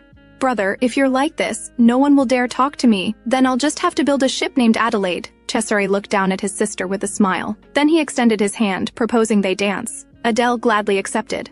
Watching the siblings together, Junif was fascinated. Unlike the rumors of his meticulous care for his sister, she could see Cesare's complex emotions. In fact, it seemed a bit, why did he seem angry? The two on the dance floor instantly attracted everyone's attention. Brother, are you in a bad mood? Should I call a doctor? Cesare let out a cold laugh. Stop using that irritating tone. There's no need to keep acting anymore. It hurts when you say that. Is that supposed to make me accept it? Adele fell silent. After a moment, she finally replied, as long as it's hurt given by my brother, it's fine. Hearing this, Cesare's steps began to falter. He emanated a gloomy aura. The atmosphere grew even colder. What do you think I would do? If I climbed into your bed tonight, are you sure you wouldn't cry like last time? Adele curled her lips slightly. The next second, she revealed a bright, harmless smile. I wouldn't cry. On the contrary, I would welcome my brother more joyfully, although I previously told her to act like my sister. Hasn't she gone too far now? Cesare lowered his head, all traces of a smile gone from his face. They really are a perfect pair of siblings. The audience watching them murmured in admiration. Adele smiled as she looked around. Isn't Isra here yet? I thought you would introduce him to me today. Why would you ask about him? Haven't you forgotten I must honor my agreement with Della Valle? Cesare suddenly tightened his grip around Adele's waist. At this moment, a figure slowly approached from the entrance. Isra Della Valle had arrived. Isra slowly walked toward the dancing siblings, then quietly stood not far from them. Suddenly, Cesare's hand gripping Adele's shoulder blades tightened even more. Hello, are you Miss Adele? Adele exchanged a surprised glance with Isra, but Cesare's broad shoulders blocked her view. The alarmed Adele looked up at him. Cesare's face had become very strange. The jawline of his profile was completely rigid. Isra, enchanted as if by a goddess's spell, stared at Adele's face in shock. At this moment, Cesare was unwilling to let go of Adele's hand. The man remained silent, his heart filled with complex emotions. Adele gazed at her brother wordlessly, not understanding why the atmosphere had suddenly sunk. Please, let me withdraw now, brother. Cesare still didn't speak, his face full of displeasure. The next second, he half-dragged Adele's hand away, completely ignoring Isra, who was greeting them from behind. Well done, the man said through gritted teeth. Then he abandoned Adele and turned away. From a distance, two people silently observed everything. Miss Junif, have you ever seen Duke Cesare make mistakes while dancing? Never. Isn't the Grand Duke naturally graceful and elegant? Exactly, Duke Cesare is incapable of making mistakes, but just now, he wavered. I've always admired Duke Cesare, so I couldn't have seen wrong. What made him waver? Lucrezia's eerily sinister gaze sent a chill down Junif's spine. She hurriedly tried to reassure Lucrezia. Perhaps this was just a joke between the siblings. Isn't Miss Adele about to become Isra's fiancé? Lucrezia raised her profound eyes. Yes, Miss Adele should marry my brother, right? Adele's first public evening, Cesare's birthday banquet, finally ended. Cesare asked about the guests' reactions. His subordinates indicated everyone was very satisfied. Miss Adele's first appearance was also perfect. Finally, they all congratulated their leader on his birthday. Cesare sighed deeply and turned away. He had to acknowledge the shoeshiner's impressiveness. 3 months of training had enabled Adele to excellently fulfill her role as his sister. She's using the techniques she learned from me for her own benefit. She even clings to me asking for jewelry, just like my real sister would. Every time I buy her gifts, she's extremely happy. Sometimes I get the illusion that she's opening her heart to me, but she leaves all her grooming and dressing to Epony. Privately, she doesn't seem very interested. Her stubbornness made Cesare start finding fault with her. You're just a shoeshiner. Without me, you're nothing. Apart from your pride, you have nothing. He thought Adele, despite her good temperament, should have gotten angry with him. But the woman who sought my help disappeared. She disappeared since the night of the masquerade ceremony. Cesare, feeling thoroughly annoyed, silently lit a cigarette. He didn't know where his anger came from or where it should go. Perhaps I should figure out the reason. Just then, a pair of elegant white shoes slowly appeared. Looking at the white-clad girl before him, Cesare's heart skipped a beat. Adele reached out to touch the green leaves in front of her. Her melancholic appearance made Cesare tremble. Then Adele sat down in a rocking chair to rest. Humming a tune, she was completely unaware of the footsteps, until Cesare's voice called out from behind. Adele was so startled that she tried to stand up quickly, but was hit by the rocking chair at her ankle. The next moment, she fell to the ground in pain. Cesare hadn't expected to frighten her. He walked forward in alarm, expressing concern. Adele looked at the newcomer guardedly. Brother, what are you doing here? Cesare showed a worried expression. I was passing by and saw you, curious about what you were doing. He pulled Adele up, then looked at the culprit rocking chair, thinking it must have hurt quite badly. Aren't you very tired? I thought you'd already gone to sleep. Adele resumed her polite smile. Cesare secretly sighed. She really is a rational woman. Are you worried about me? Of course, isn't it natural for a sister to care about her brother? The woman's emotionless tone made Cesare frown with displeasure. He laughed scornfully and sat down heavily in the rocking chair. Do you need me to make space for you? No need. I think we'd be better together. Fine, then I'll sit beside you, Adele replied calmly, showing no sign of discontent. Cesare silently lit another cigarette. It had been a long time since he'd stayed with Adele for so long. She seems unwilling to breathe the same air as me. Every time she finishes her business, she leaves immediately. Perhaps after this cigarette ends, Adele will flatter me appropriately and then immediately find an excuse to leave. And in a few days, she'll be with Isra. In the silence that foreshadowed the end, Cesare silently asked himself, what do I expect from a shoe shiner anyway? Looking at the cigar in his hand, half burned, with ash hanging straight and long, Cesare suddenly spoke, why do you hate me? I like you, brother. Stop acting. Please go back to being the shoe-shining girl. Help you shine shoes? Hehe. Adele showed a kind smile. Those who didn't know her would believe her words. Cesare wasn't fooled and continued to ask, so why do you hate me? Didn't I say I like you, brother? You like me, yes, from head to toe. Hearing this, Cesare was silent for half a beat. The next second, he tossed away his cigar and suddenly leaned forward, between their faces with rapid breathing. Cesare stared at Adele sharply. Is it this kind of liking? The world seemed to freeze in time. A moist atmosphere circulated in the air. In an instant, Adele showed a faint hint of displeasure. Though it lasted only a second, Cesare was certain he saw it. Unexpectedly, the next moment Adele placed her hands on his shoulders. I like you. The woman, beautiful as a mermaid, looked up and whispered with empty eyes. May I call you Cesare? The man suddenly felt as if he had stepped on a landmine. He roughly pushed the woman away. Adele silently accepted his behavior and murmured, what a pity. Cesare cursed under his breath. Crazy woman. Adele's hollow gaze displeased him. Was she deceiving him? You're finally going to be sold to nobility as you wished.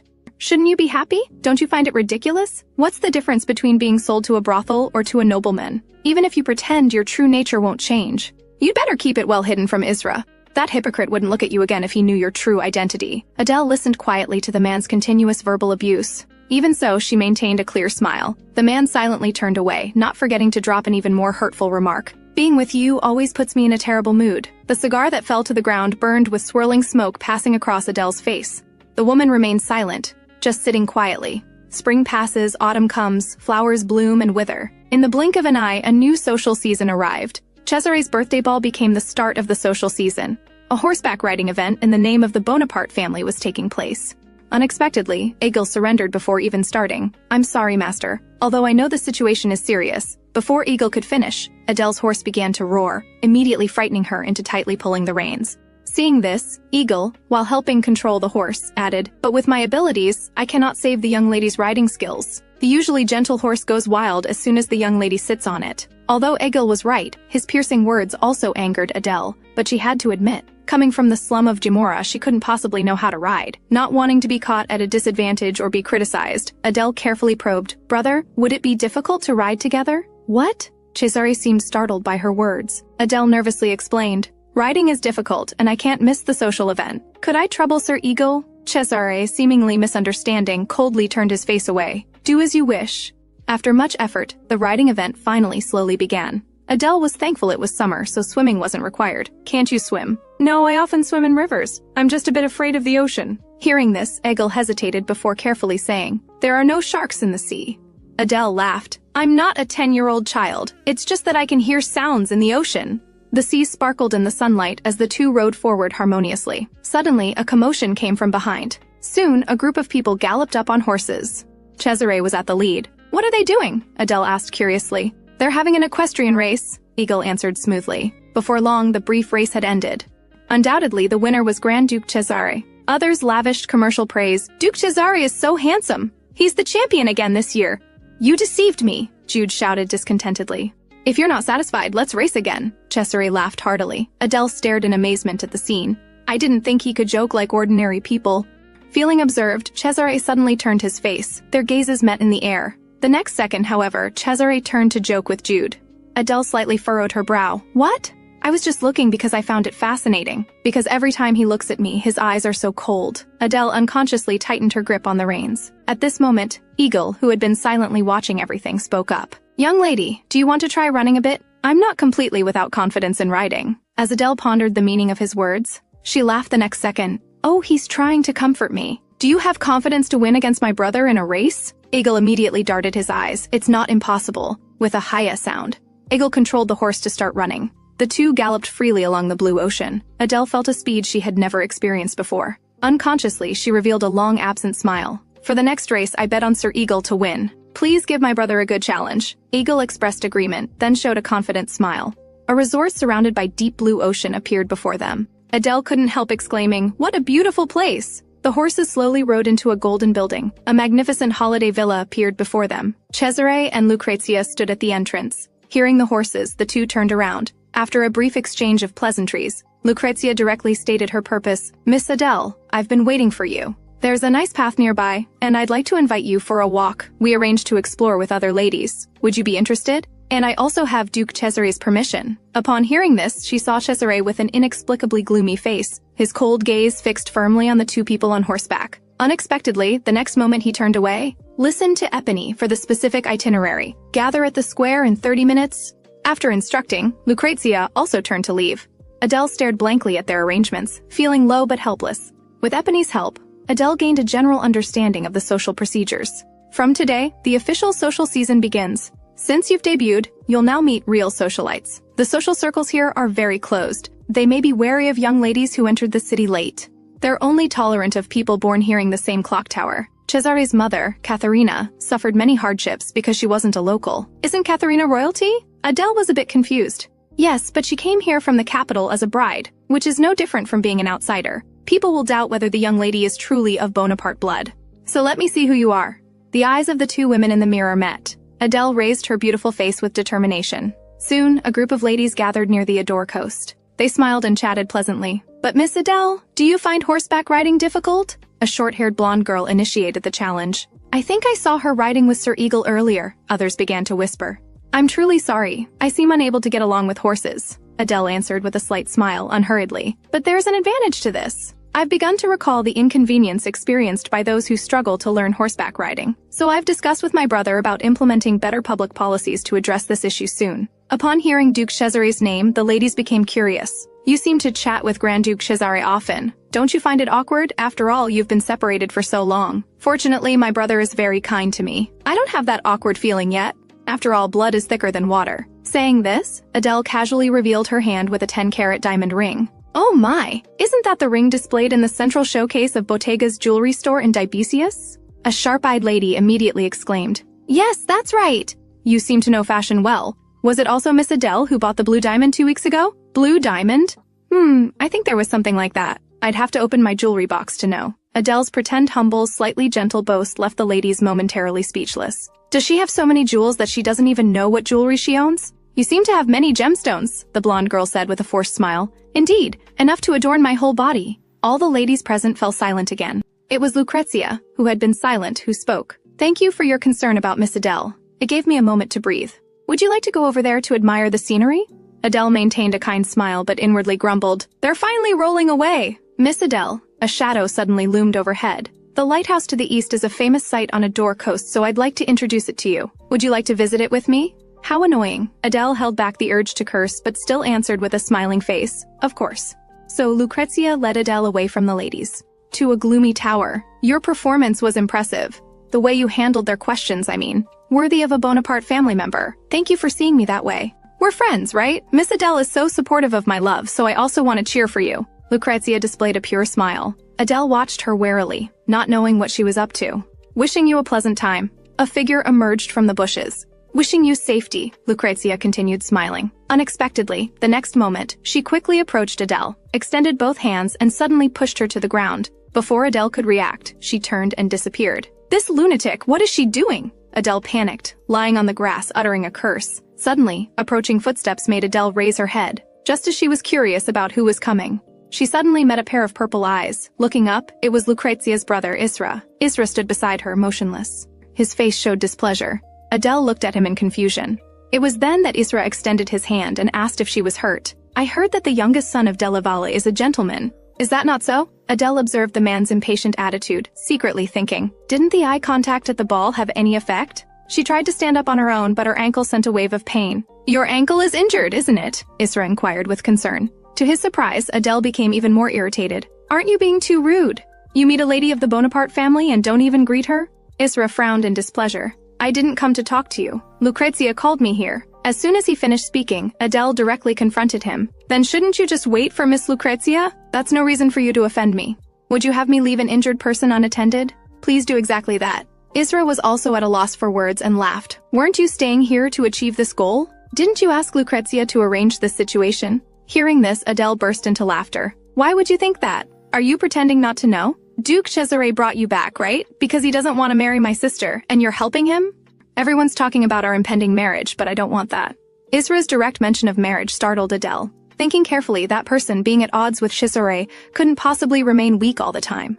A flame permeated the air, and the two fell silent. After a while, Adele spoke. You're overthinking. You think I want a political marriage? I just want to be with my long-lost family, which is why I came here. You seem too harsh on people from the countryside. Hearing this, Isra blushed and stammered, unable to refute. Adele sternly continued, I am a Bonaparte. No one is suitable for me as a political marriage partner, so I hope you won't have this self-awareness that I need you to advance a political marriage. Adele's words left Isra thoroughly ashamed. So you're saying you won't marry me? That's not for me to decide. Can you violate the sacred agreement between our families? Isra, red-faced and hot-eared, stroked his face. I'm sorry, I was rude. I thought you wanted to use me as a marriage partner. He apologized again, and Adele expressed understanding and forgiveness for his rashness. So the two began to greet each other and introduce themselves anew. Isra requested to escort Adele back to the resort as an apology. Adele readily accepted. Isra carried Adele standing on the hilltop, overlooking the beautiful city of Ador. Have you heard this saying? If one morning I open my eyes in the center of Ador, all desires would gradually wrap around the body as dreams awaken. Oh, so you know Calvino? Isra was excited that Adele continued his poem, his eyes suddenly sparkling in a way that made Adele pause. It seems you really like literature, Adele added. Seeing his sister being carried back by another man, Cesare's eyes darkened, his mouth twitching. He couldn't believe this cunning fox girl had conquered Isra so quickly. The warm sight of the two, laughing and talking, stung his eyes. It felt as if something had struck his heart. He took out a cigar and silently smoked, thinking that this is exactly what he's been trying to achieve for a long time. The current result couldn't be better. Approaching the laughing pair, it seems you're getting along well. A voice filled with killing intent startled Isra. The man smiled, yet was extremely cold. Isra frowned in annoyance. Adele hadn't expected her brother to be waiting at the door. Please don't misunderstand. I'm only bringing her back because Miss Adele has sprained her ankle, Isra explained. I felt dizzy and stumbled a few steps, Adele added. Cesare looked down with a smile and only said, Thank you for your trouble. Isra was speechless. Your sister is hurt, and that's all you have to say. Doesn't she look fine now? Because I assisted her. Congratulations. Today's excitement should last you all night. Cesare's undiplomatic words immediately made Isra's face flush red. He clenched his teeth in shame and anger. Why does the Duke always act this way? How am I acting? Cesare said nonchalantly. You never stop insulting others, Isra shouted angrily, looking as if he might cry. Cesare became even more playful. You seem to know me well. Are you interested in me? Don't talk nonsense. I despise you. Watching the two bicker relentlessly, Adele's face broke out in a cold sweat. They say strong denial is timely admission. Although chatting with you is enjoyable. Shouldn't you be leaving now? That way I can take care of my sister. Cesare finally decided to end this war. Isra suddenly remembered the person left aside in his arms. I'm sorry, I wasn't paying attention. I should have let you receive medical treatment first. Adele smiled. Saint I should be the one grateful to you. Our conversation was also very pleasant. Thank you for considering me so much. Cesare watched them with a jealous face, unable to resist urging. That's enough. Get lost. Seeing that face close to my sister makes me want to vomit. Cesare stood by the window, silently smoking. The family doctor was treating Adele's foot injury nearby. The smoke wafted to Adele's face. She couldn't help coughing a few times, quickly covering her mouth to avoid disturbing her brother. Cesare glanced at her, understanding immediately. While extinguishing the cigarette in the ashtray, he asked, Peter, is her wound deep? Although the wound isn't deep, she'll need support for a while. I'll tell Ebony how to apply hot compresses. After saying this, the doctor left the room. When only the two remained, he asked her to fully explain what happened today. Adele slowly recounted the events that occurred while walking with Lucrezia. I feel like Sir Isra might be starting to take an interest in me. Hearing these unexpected words, Cesare was silently stunned for a moment. His face reflected in the window revealed nothing of his emotions. He calmly praised her with a well done. The two lapsed into silence. Isra invited you to his book club, right? Yes, though I only mentioned it in passing. I was thinking of taking you to the O'Hara Club. What do you think? Or would you prefer Isra's book club? Choose one. Adele hadn't expected to be asked for her opinion. Of course I'll follow my brother's advice, she answered without hesitation. The next second, however, she felt something wasn't quite right. Was this a test for her? So she changed her answer. Perhaps going to Isra's place would be better. Cesare turned his head, casting a stern glance, asking, Give me a reason. Adele's heart jumped, and she carefully replied, Our goal is right in front of us. Isn't the plan for me to marry Isra? It seems there's no reason to refuse. Not knowing if this was the correct answer, she carefully watched the man's expression. Let's do that then. Cesare suddenly laughed. Isra will come tomorrow. Prepare yourself well. I heard you had a great time together. Cesare bared his teeth. as if there were hidden daggers in his words. Yes, we had a good time, Adele responded nervously.